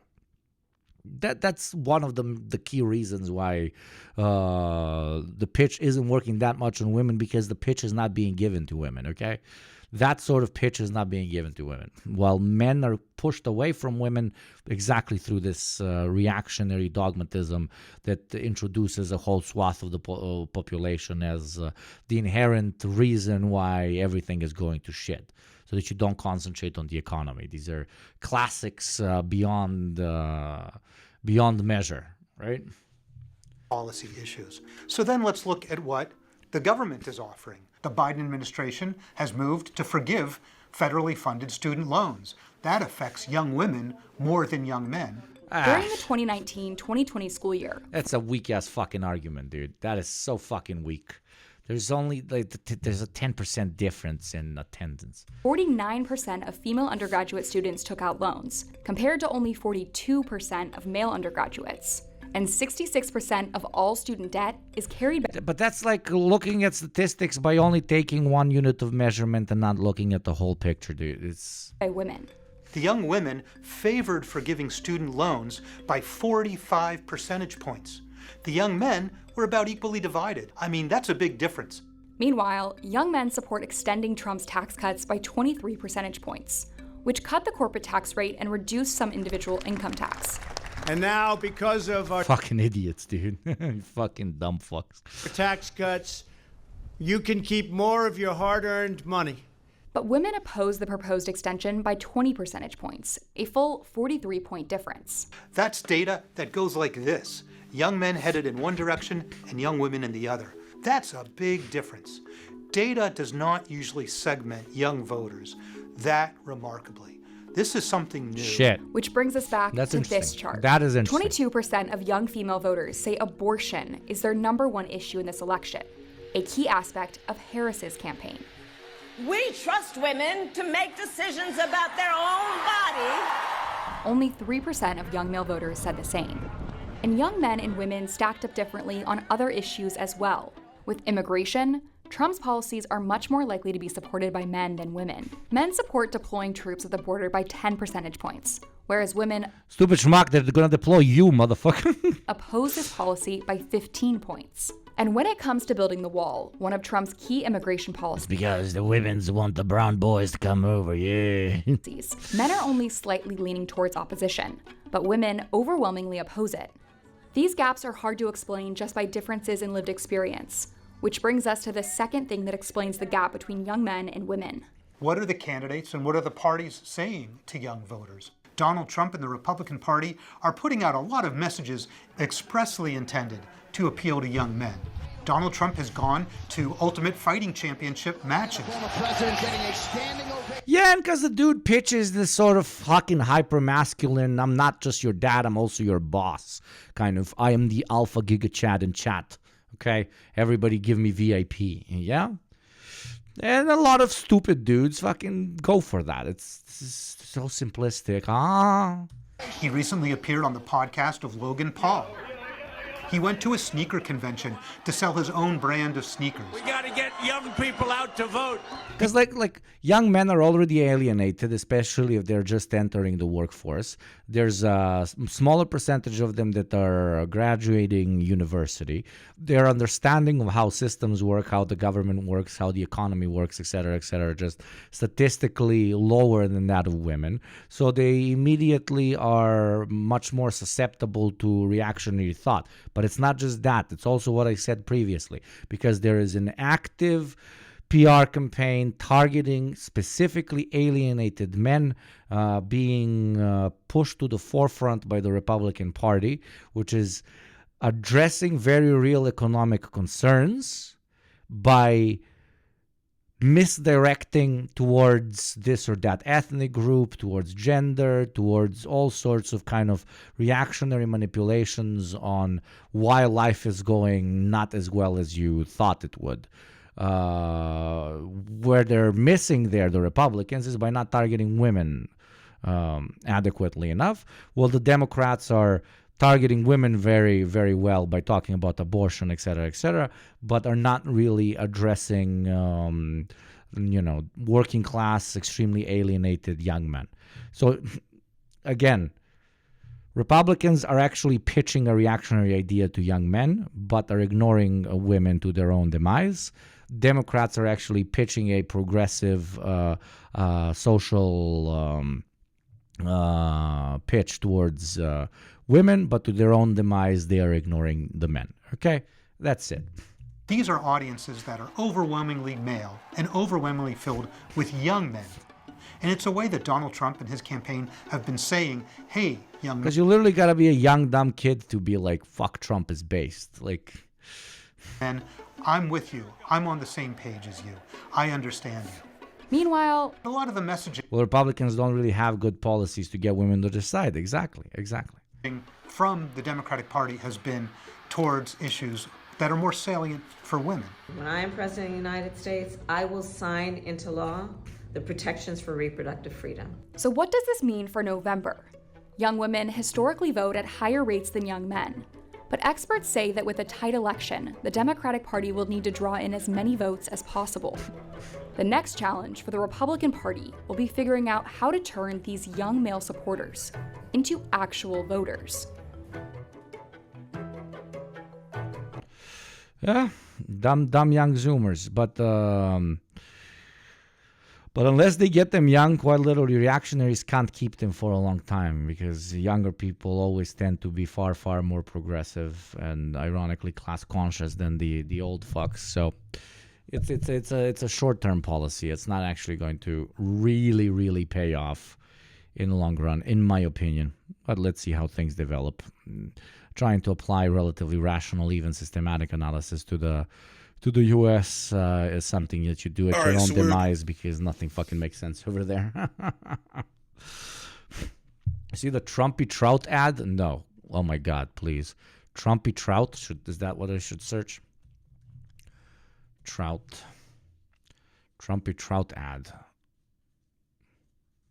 Real ad running on Newsmax. A message from the 45th President of the United Ponds of America. Let's make fishing great again, okay? He's here. What? Is that a pocket pussy? Is that that is just screaming, The I want to United put my dick Ponds in of it. America. Let's make That's a pocket pussy. That's a pocket put. That's a pocket pussy.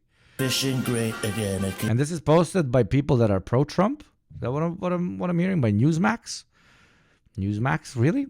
He's here. Everyone's favorite fish, Trumpy Trout. No one has America is not a real country. ever seen a fish like me. Trumpy pocket pussy like Trout me. is an animatronic Oh my God! You know that all the fucking. Oh my God! They're fucking it. talking fish with a big personality. Yeah, with a big gaping fucking hole to fill with this chunky uncircumcised meat packet. Okay. I am the hugely bigliest fish in the pond. Watch his Holy shit! Holy shit! fins flap and his large mouth move as he makes speed. Dude, it can globble. Holy fuck! This product will.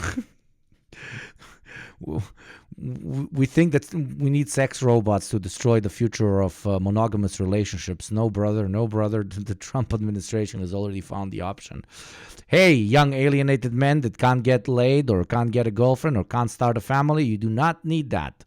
You want to glaze up Trump so much? Well, now you can literally glaze him. Text glaze to 3355, and if you guarantee you will vote for Trump, we give you your own pocket pussy. Glaze Trump now.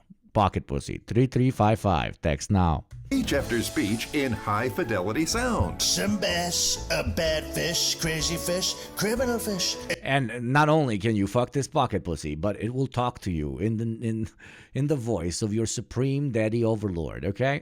And druggy fish. You will be receiving positive daddy approval as you plummet your schlong into this Republican-approved pocket pussy. But some bass are good fish, and I only love some of them. Mount him to your wall or use the built-in stand to display him proudly on your... You can put this pocket pussy everywhere. Extremely usable, okay? Your children will never know you're using the pocket pussy. They will just think, oh my God, dad's watching another fucking Trump interview. God fucking damn it. No, you're not. You are fucking your pocket pussy. Your wife is constantly catching you cheating with prostitutes. No longer. This one talks like Trump. They will just think you are watching another TikTok Trump compilation. The Trump pocket pussy, order now at 3355. Text.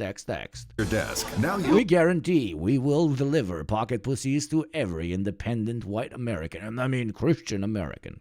Never miss a Trumpy Trout rally. I'm building a new pond, and the bad... I am building those walls in your cock really hard because it's going to be really hard after it enters this pocket pussy. Yes, we'll pay for it. Set him to motion activated to surprise his fins. It does not move if your children or your wife walk into the room, but it will recognize a card-carrying Republican whenever it sees one. That way, we make sure that no dirty immigrant steals one of your pocket pussies and uses it for his own.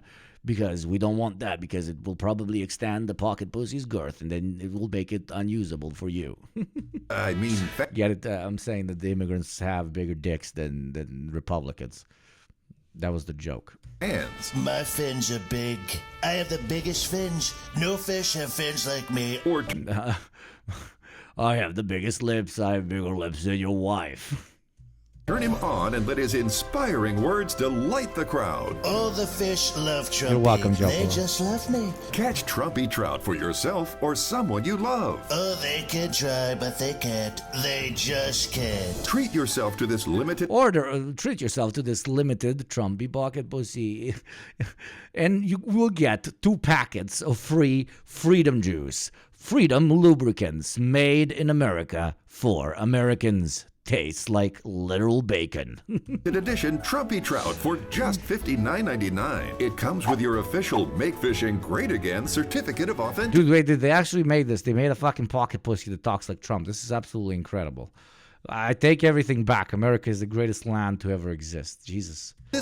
Order right now and we'll instantly... Oh my God, it's even got the hair, so you can stroke it as it fucking... Oh, Lord. Upgrade you to the deluxe version with desktop stand and Trumpy Trout jingle free. He is the greatest trout without a doubt, the biggest fish in And for even more fun, we'll give you a discount when you buy more than one. We got the shoreline secure. No bass in this pond. Supplies are only chickens, and by chickens, I mean cock. limited, so don't miss your chance to hook the greatest fish of all time. I am the greatest trout, and there is no doubt. This is a limited edition collectible from Top Dog Direct. Order now at TrumpyTrout.com. That's TrumpyTrout.com. There's no way this is fucking real.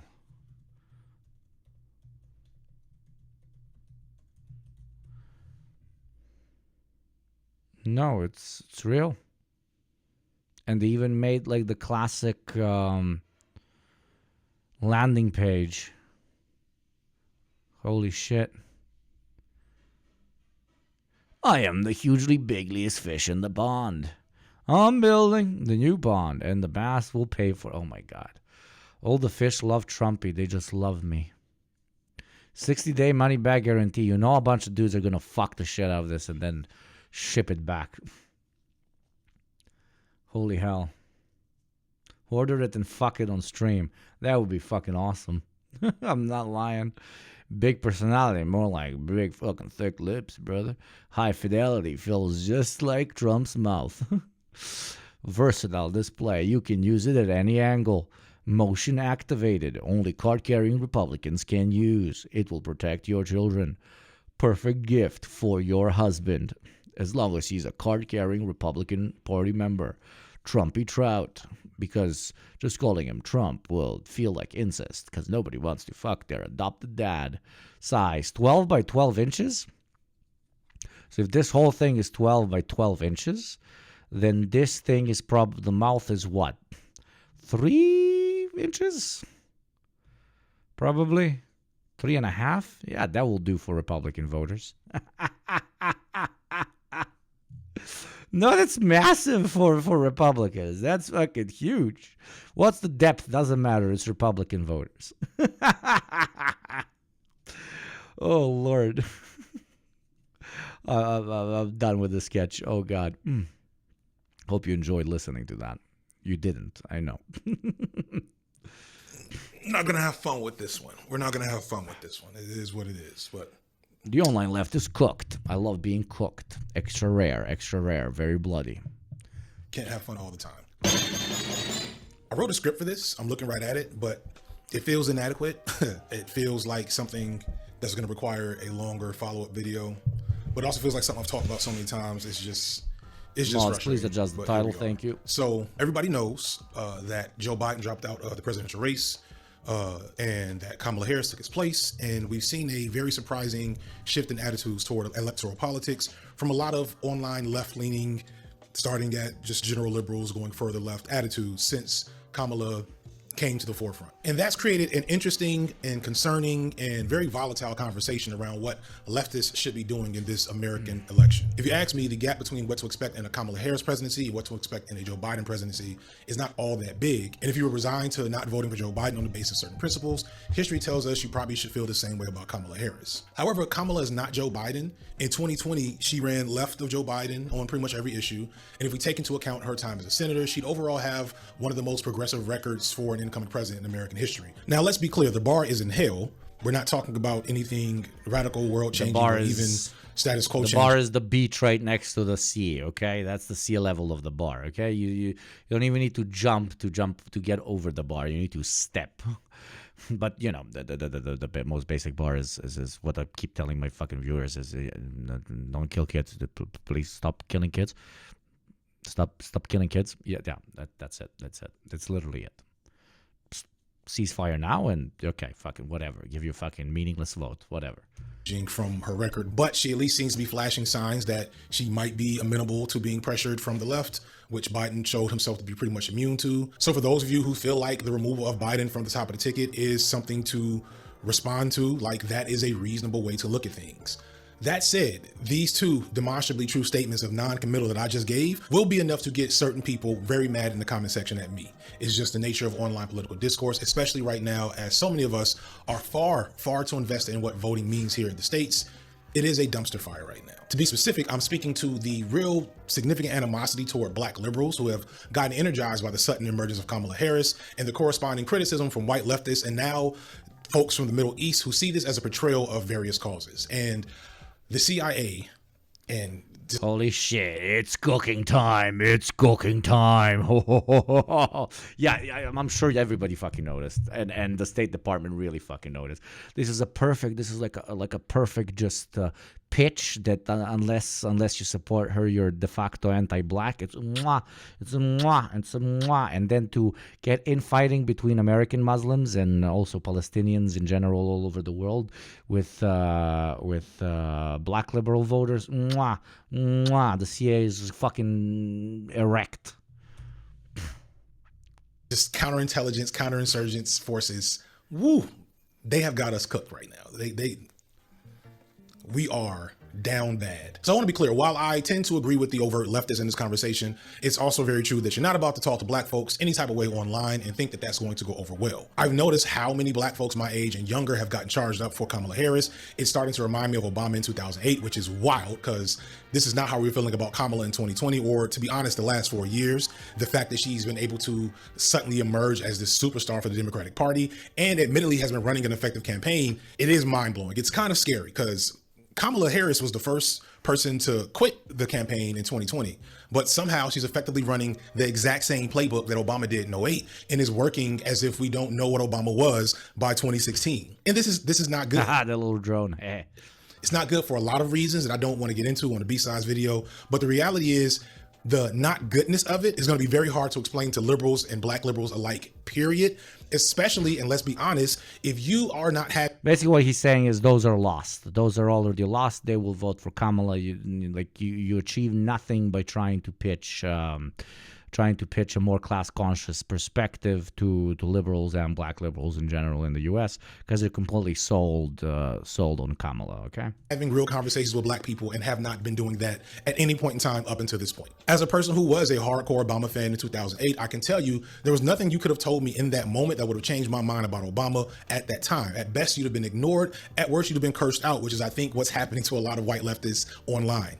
But beyond the white leftists, who I'll get back to in a second, this is also happening between black folks, black liberals in America, along with some black folks in places like the Congo and Middle Eastern folks in Palestine, Lebanon, that have been perpetual but invisible victims of American imperialism for generations, places that Obama himself bombed and drone struck relentlessly while he was president. From a purely political standpoint, I stand with the victims of American imperialism and have no real allegiance to America's behavior overseas. And although I completely recognize that a Trump presidency will be worse for everyone, I also completely understand the fear and frustration that some folks outside of the U.S. have at seeing us start stand accounts for a presidential candidate who we can rest assured will only continue the American imperialistic agenda. And much like Obama, we'll be able to hide these atrocities behind black excellence and black success and black faces in high places and a lot of things that will get black liberals charged up to defend when it's really indefensible. When you're hearing some of these folks in the Middle East talk about how black people have a role in colonization, they're not wrong. That's what they're talking about. But from the perspective of a lot of black folks, liberal and otherwise, this really feels out of pocket and extra aggressive, which it has been. Because on the flip side, it's always us and our image that is constantly evoked and used to push left-leaning agendas of all sorts, both here in America, but worldwide. And most times this can look amazing. It looks like these global moments of solidarity where we can rejoice in the fact that other people in the world are standing with us. But in other times, it looks like white girls painting themselves black for poorly thought out art pieces. History has taught black people in America from any political standpoint that at the end of the day, we will probably be on our own and cannot count on anyone but each other. And even then, I mean, if you look at like the Black Lives Matter organization and what that did, you can't even count on black folks sometimes. And that's really frustrating because it's a reminder of how virulent and ever-present anti-blackness is and how it comes out so quickly and reflexively. As soon as any given person that considers himself an ally has a problem with something a black person said or did. It is fucked and it absolutely needs to be mentioned. Like the very specific targeting, not of liberals in general, but of black liberals in particular by leftists of all stripes through the prism of hey, look at me. I've been defending your rights so fucking hard for so long. I'm a white savior, and now you're like betraying me because you're not principled, because now you're gonna vote just like any other lib. That is not class conscious commentary. That is just you tokenizing black people and being like, hey, I could use you up until now, like for my rhetoric, but I no longer can, and that's why fuck you. It's very different. And attacking like the specific policies and like generally the American system, the Democratic Party, the Republicans, etc., versus specifically racializing your commentary and your negative attitudes towards a whole demographic group because they are no longer, your easy to apply kind of token to why you should not be supporting the other guy. The anti-blackness is just like, it's like Tourette syndrome. Like, it just comes right out, and it makes you feel like none of these people are actually allies, even when they are acting in an allyship role, because why is that so easy for you to fall back into? Coming back to the CIA role in this, why are black folks getting the attention for the newfound support for Kamala Harris? We are not the driving force behind American politics. We are 13% of the population, maybe 5. Yeah, because of what you said previously, because motherfuckers racist, like literally 5% of the electorate. Like, the fact that black people and Congolese people and Palestinian people are fighting each other online right now is the most ass backwards and heartbreaking thing I've seen online in a while. And it shows the flaws in the medium of social media as a tool for seeking liberation or even just educating on certain topics. But it's not just the medium, like, it's us, it's y'all. Like, the way y'all act and think when it comes to these platforms, it don't work. It's not working, and something needs to change. I've said in so many videos that these platforms are designed explicitly to minimize informed and useful discourse and maximize hot takes and abrasiveness. A lot of good education and communication is possible, but it constantly has to fight for space with the most ridiculous and misguided messages ever. The type of nuance and care and insight that this conversation needs, it's not going to happen in a 60-second TikTok video, or even a, hour-long YouTube video is only going to scratch the surface. And don't get me started on fucking Twitter. Like, when I think about the dude, Nacho Supremo, I don't know this dude's name. You know who I'm talking about. What the fuck happened there? Whoa. I'm not in the light. I'm not informed. That's getting drugged. He was probably the first person of a significant size to get drugged for his response to Kamala Harris. You're not voting for the cop. You need to vote for the cop, because it's the cop's turn to be president. I imagine that had he not been content brained, that he'd have responded differently up front, and then when he was brought to the table to say, hey, this wasn't cool. I think in a situation where people get a chance to have actual conversations that don't have to be consumed through this medium, people tend to come off way better. But when you have to have pithy, like soundbite content that also somehow is supposed to speak to these complex and big brain political ideologies, you have to squeeze and flatten them into, fucking Burger King sandwiches. Like, it's, and then we respond to these flattened, commodified, optimized for content consumption, like, share, and subscribe messages around these politics as if it's the real message, as if it's the massive text that the messaging was developed from, or the years-long study and like organizing work and community. He's cool and has good videos, but he has a lot of lip takes. No, in this case, he's simply noting how the dichotomy on everybody's reaction towards the Kamala candidacy is in no way helping grow class consciousness or the wider leftist movement, and is only leading to further division inside of the American working class between both ethnicities and the perspectives towards what can be done for the future of the country and the world in general. That's the main yap, kind of, at least how I see it. The work that all this stuff really is supposed to lead to, we make it just this, and this doesn't do much of anything except for create the environment for what's happening right now. And because the hot take version of these politics is what it's shared, is what builds platforms, people are incentivized to behave in the most non-productive ways. And we gotta stop. We gotta stop. I really want folks to just step away from the keyboard and go to your own tangible communities, IRL if possible, but online in smaller pockets if necessary, and focus on work and education and communication that can be done there. Because this situation happening right now has PSYOP written all over it. And part of me feels this because unironically, this again all started with white leftists, as these things tend to do. And that's a bugaboo that I've had forever, because it feels like so many white leftists barely know how to effectively communicate with each other in like useful and effective ways. And I don't know what in the world made them think that some of these statements and videos were going to go over well with black people, especially black liberals, like who we have to do work to communicate with effectively. Like, oh, way back in the Ally video, my homegirl, Dr. Candace Hargins, made a comment about, like, do you want to have progress or do you want to be correct? You know what I'm saying? Like, folks are really caught up on being technically correct as opposed to building coalition and community and coming up with strong responses to conflicts and issues. Folks are more interested in style points and pithy comebacks and aren't considering how they sound and come off and whether or not they've actually done anything to help the situation. We live in an online world where everyone is trying to have a monologue written by Aaron Sorkin. If you don't know who Aaron Sorkin is, he's a TV writer who's written some great films and TV shows over the years, like Social Network and A Few Good Men. And he's really, really good at something that I think has like brainwormed so many people on the left. The grandstanding, put them in their place, owned by facts and logic monologue moment. You know, that's why so many of these videos are such and such destroys conservative over abortion bill. Like that term, that word, destroy, that's an Aaron Sorkin thing. No, I'm going to hold you to an answer on that. What makes America the greatest country in the world? What about the people? Why is America not the greatest country in the world, Professor? That's my answer.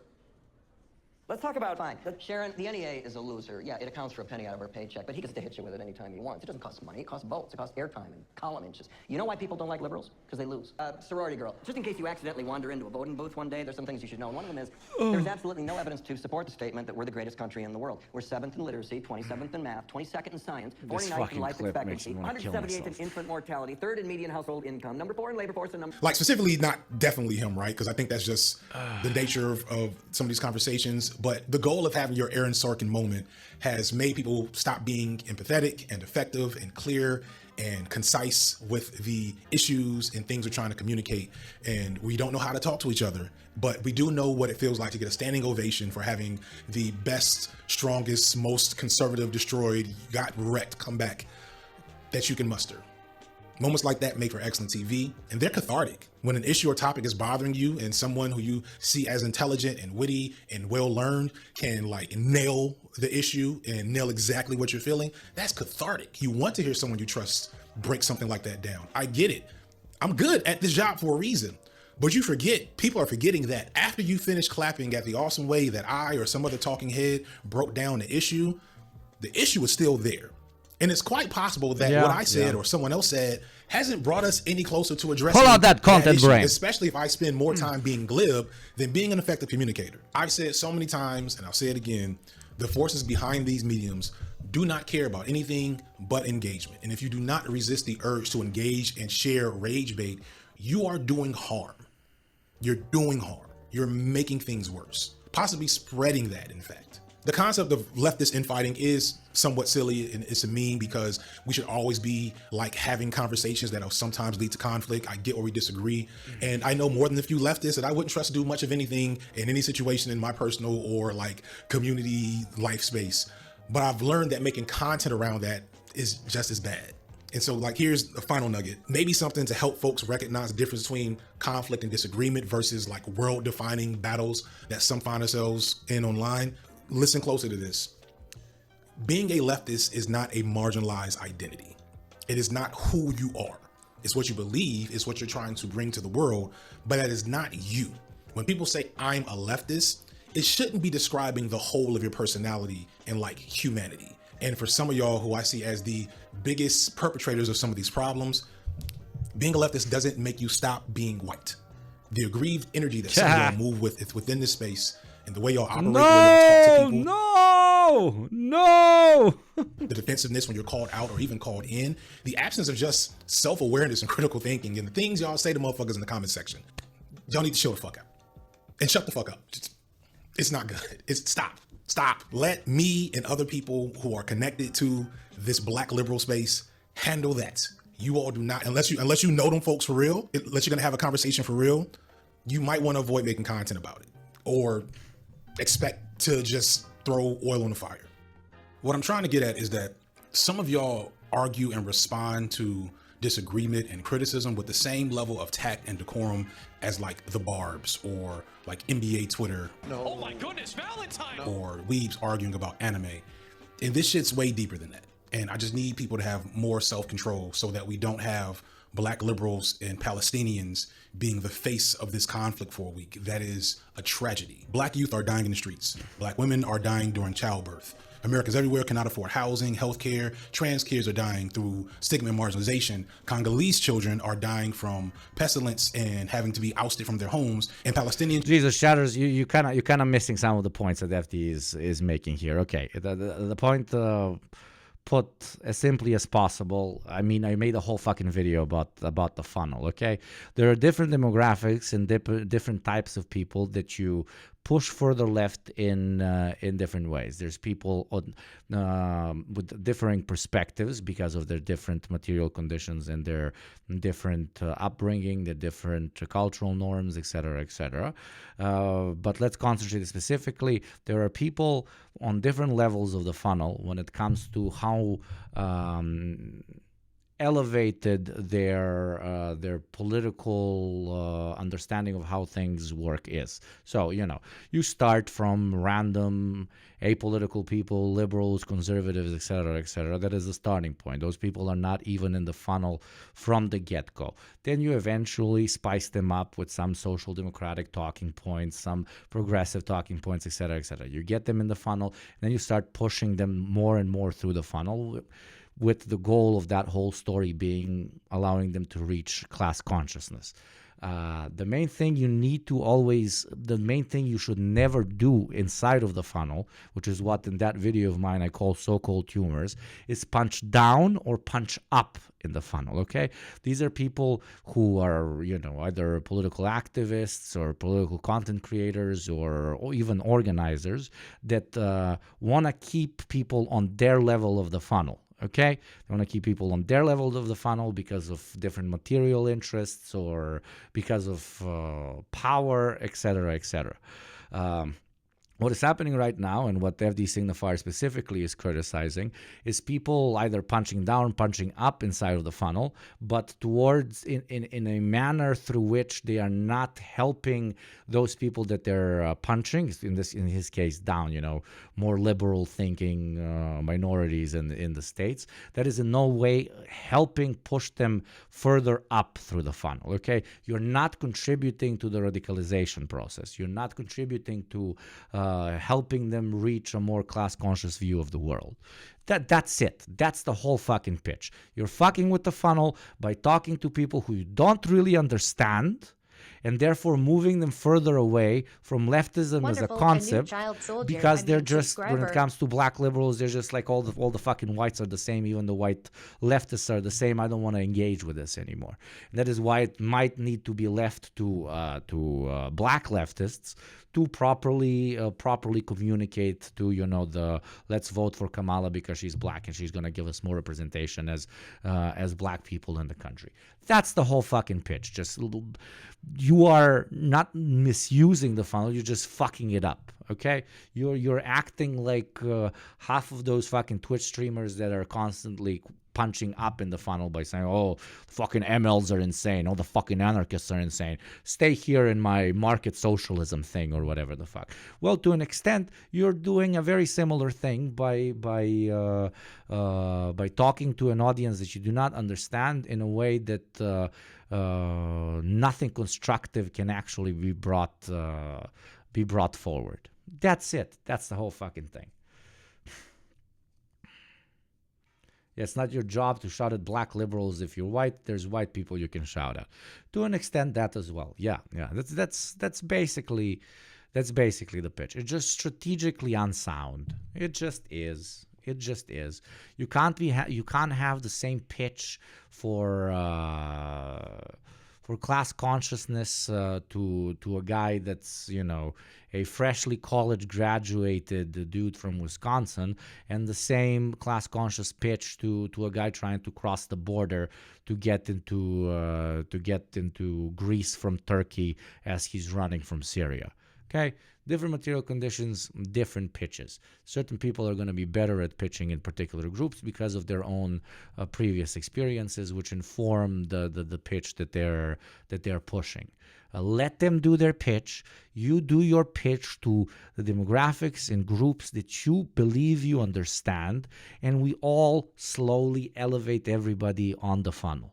That is the point of like no leftist infighting. It isn't, hey, I have this very strong ML point of view, or I have this very strong anarchist point of view, this very strong Maoist point of view. There we can argue about the specifics, even though, at the end of the day, I always say history will prove one group right and one group wrong. So all the bickering doesn't really do anything. But again, that's not the point when people say, at least most people that know kind of what they're talking about, we should quote unquote stop leftist infighting.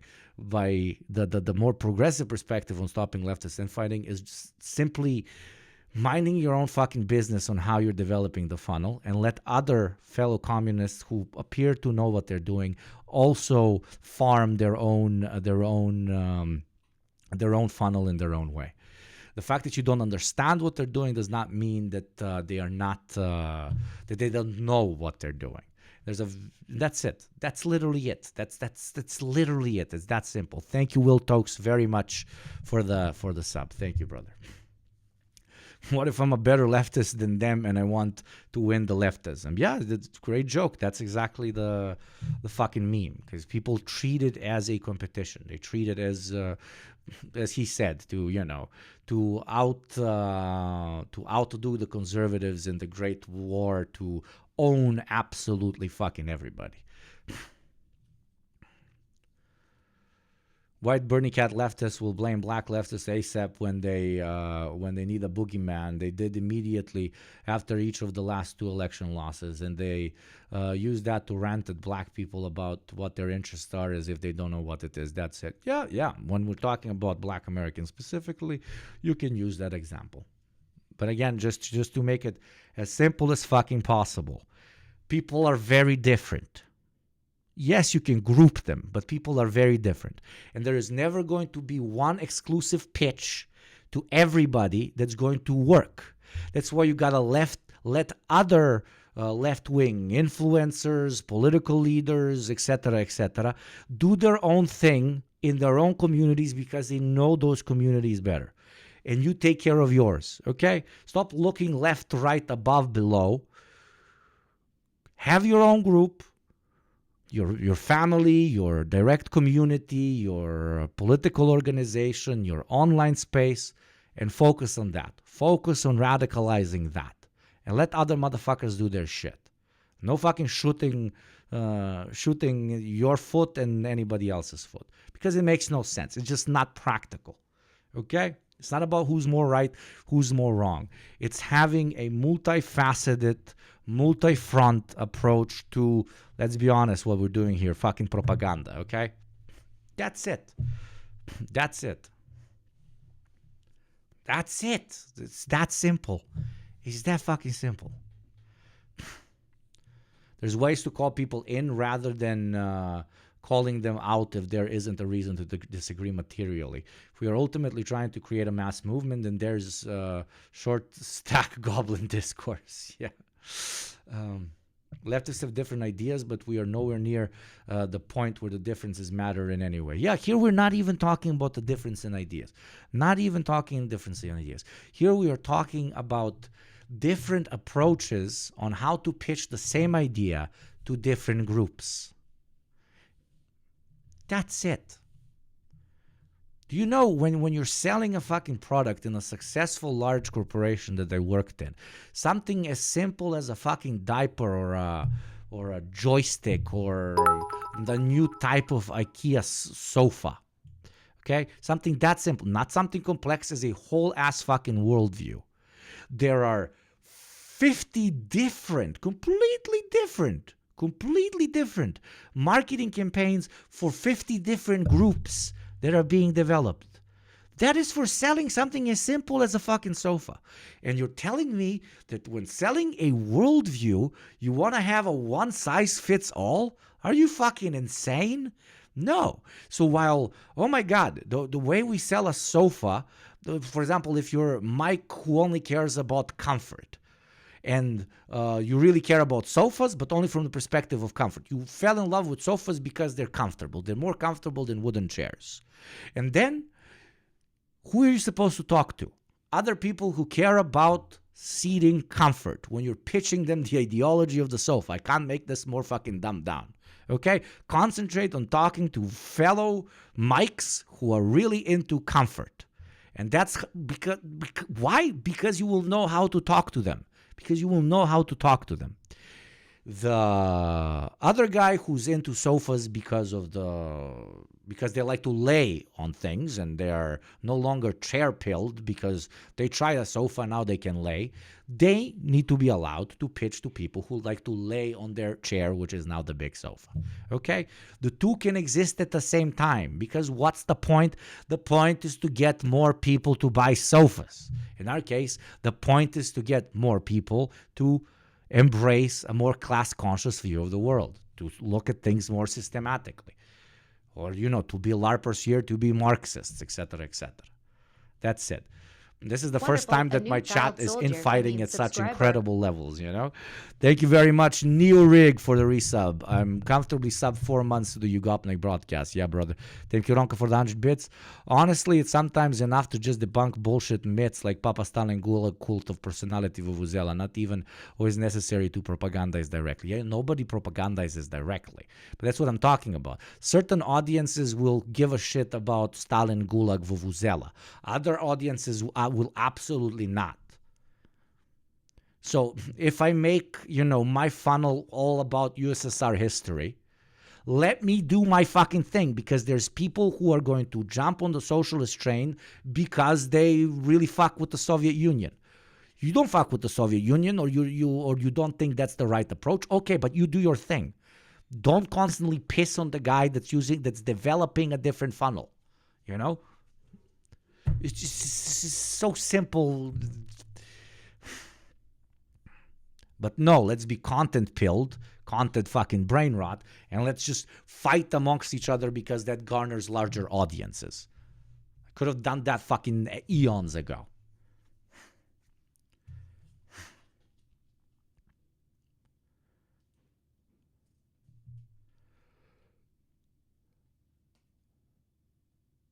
But Hugo, I want to be the smartest person in the room. Absolutely. We might need to introduce Hugo Gulag to this fucking chat, because some of you are fucking completely not fucking listening to me. Jesus Christ. I used a sofa allegory for you fucks to try and understand this. And if it's still passing by your brain, then I don't know. Maybe you should go and lay on an actual sofa. Go use a sofa. Holy fuck. Disappointing as fuck. Okay? Anyways, maybe you'll learn something. Maybe you'll learn something. It's funnels. It's beyond the means of laughter. I'm a leftist. I'm a real leftist. I don't own a sofa. There you go. You can always find a reason to infight even harder.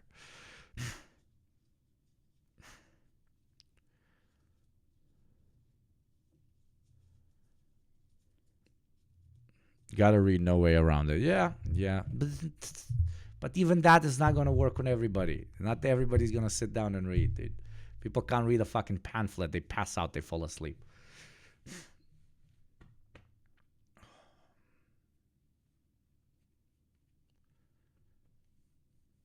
Infighting in the left has to come when there's any power to actually exercise. It's completely hypothetical. If it's completely hypothetical, then it's a complete fucking waste of time and spoiler behavior. Absolutely. Thank you very much, Rob Russ. Rob Russ. I hope you had a nice stream, brother. Welcome, Raiders. Welcome, Raiders. If anybody was thinking of gifting subs, now is the time. To our beautiful friends over from the Rob Rousseau Show, and to everybody listening right now, go and give a follow to Rob, brilliant comrade. Please, Rob Rousseau, go give him a follow. Absolutely base motherfucker. We should play some games again, brother. But yeah, you came in towards the end of this chill stream, Rob Rousseau, guys. I'm gonna kind of be ending it at the same time as my boy Russ after this long pain in the ass conversation about an argument that is supposed to be pretty fucking basic, and that is it's a multi-frontal approach when it comes to pitching anything from sofas to worldviews. So if you see somebody using a different strategy than the one that worked on you, that doesn't mean that they're necessarily wrong. It might just simply mean that you're not the fucking target demographic, motherfucker. Thank you so much to Yana Gibashi for 5 gift subs. At this point, I believe the biggest donor in this fucking chat. Thank you, Yana. I would love to drive your Ferrari one day. Even though it's like only 100 horsepower, but very based. Thank you, Yana Gibashi. The only based leftist with an actual Ferrari. Yes, Yana has a Ferrari. Now Yana gets fucking killed in here. I can't wait after a conversation about how it's a multi-frontal approach and we should respect different pitches of socialism for people to hate on my boy because he has a Ferrari. Okay. Anyways, I'm very, very grateful to everybody who's joined me today. I will see you on the good old on Wednesday. Tomorrow I'm interviewing Hassan for the D program, and it's exactly during the time when I would usually stream, so I won't be able to join you. But on Wednesday and on a Thursday, I very much so will. On Friday, I travel. But yeah, thank you very much for joining me. Thank you very much, especially to my mods, without whom, as I always say, this would absolutely be not possible. Thank you very much to the subs for putting food on my table and allowing us to slowly crawl towards our target. This was a very, very nice stream. We hit 800 at some point, getting closer and closer to that dream of being a 1K Andy. Tell your friends about this stream if they want to be educated and if they want to listen to hour-long allegories about cock and gooners and the Jizraeli state being founded under the great guise of guidance of white leftist streamers. Thank you, Ronko, for 100 bits. Communism is one no car. Absolutely. We hate cars. And finally, thank you to everybody who followed. If you're new here and you have not clicked that button, it is very easy to do so. It's a literal click. It costs you absolutely nothing. I will see you on Wednesday. Join the Discord. Follow me on Twitter. Follow me on Instagram. Blah, blah, blah. All the classic pitches. Now, who do I send you to? Who do you make sweet, sweet love to? Wait, Rob is now streaming again? Didn't he stop streaming? No, my fucking thing did not update. I will send you. Who do I send you to? Who do you want to make sweet, sweet radio love to?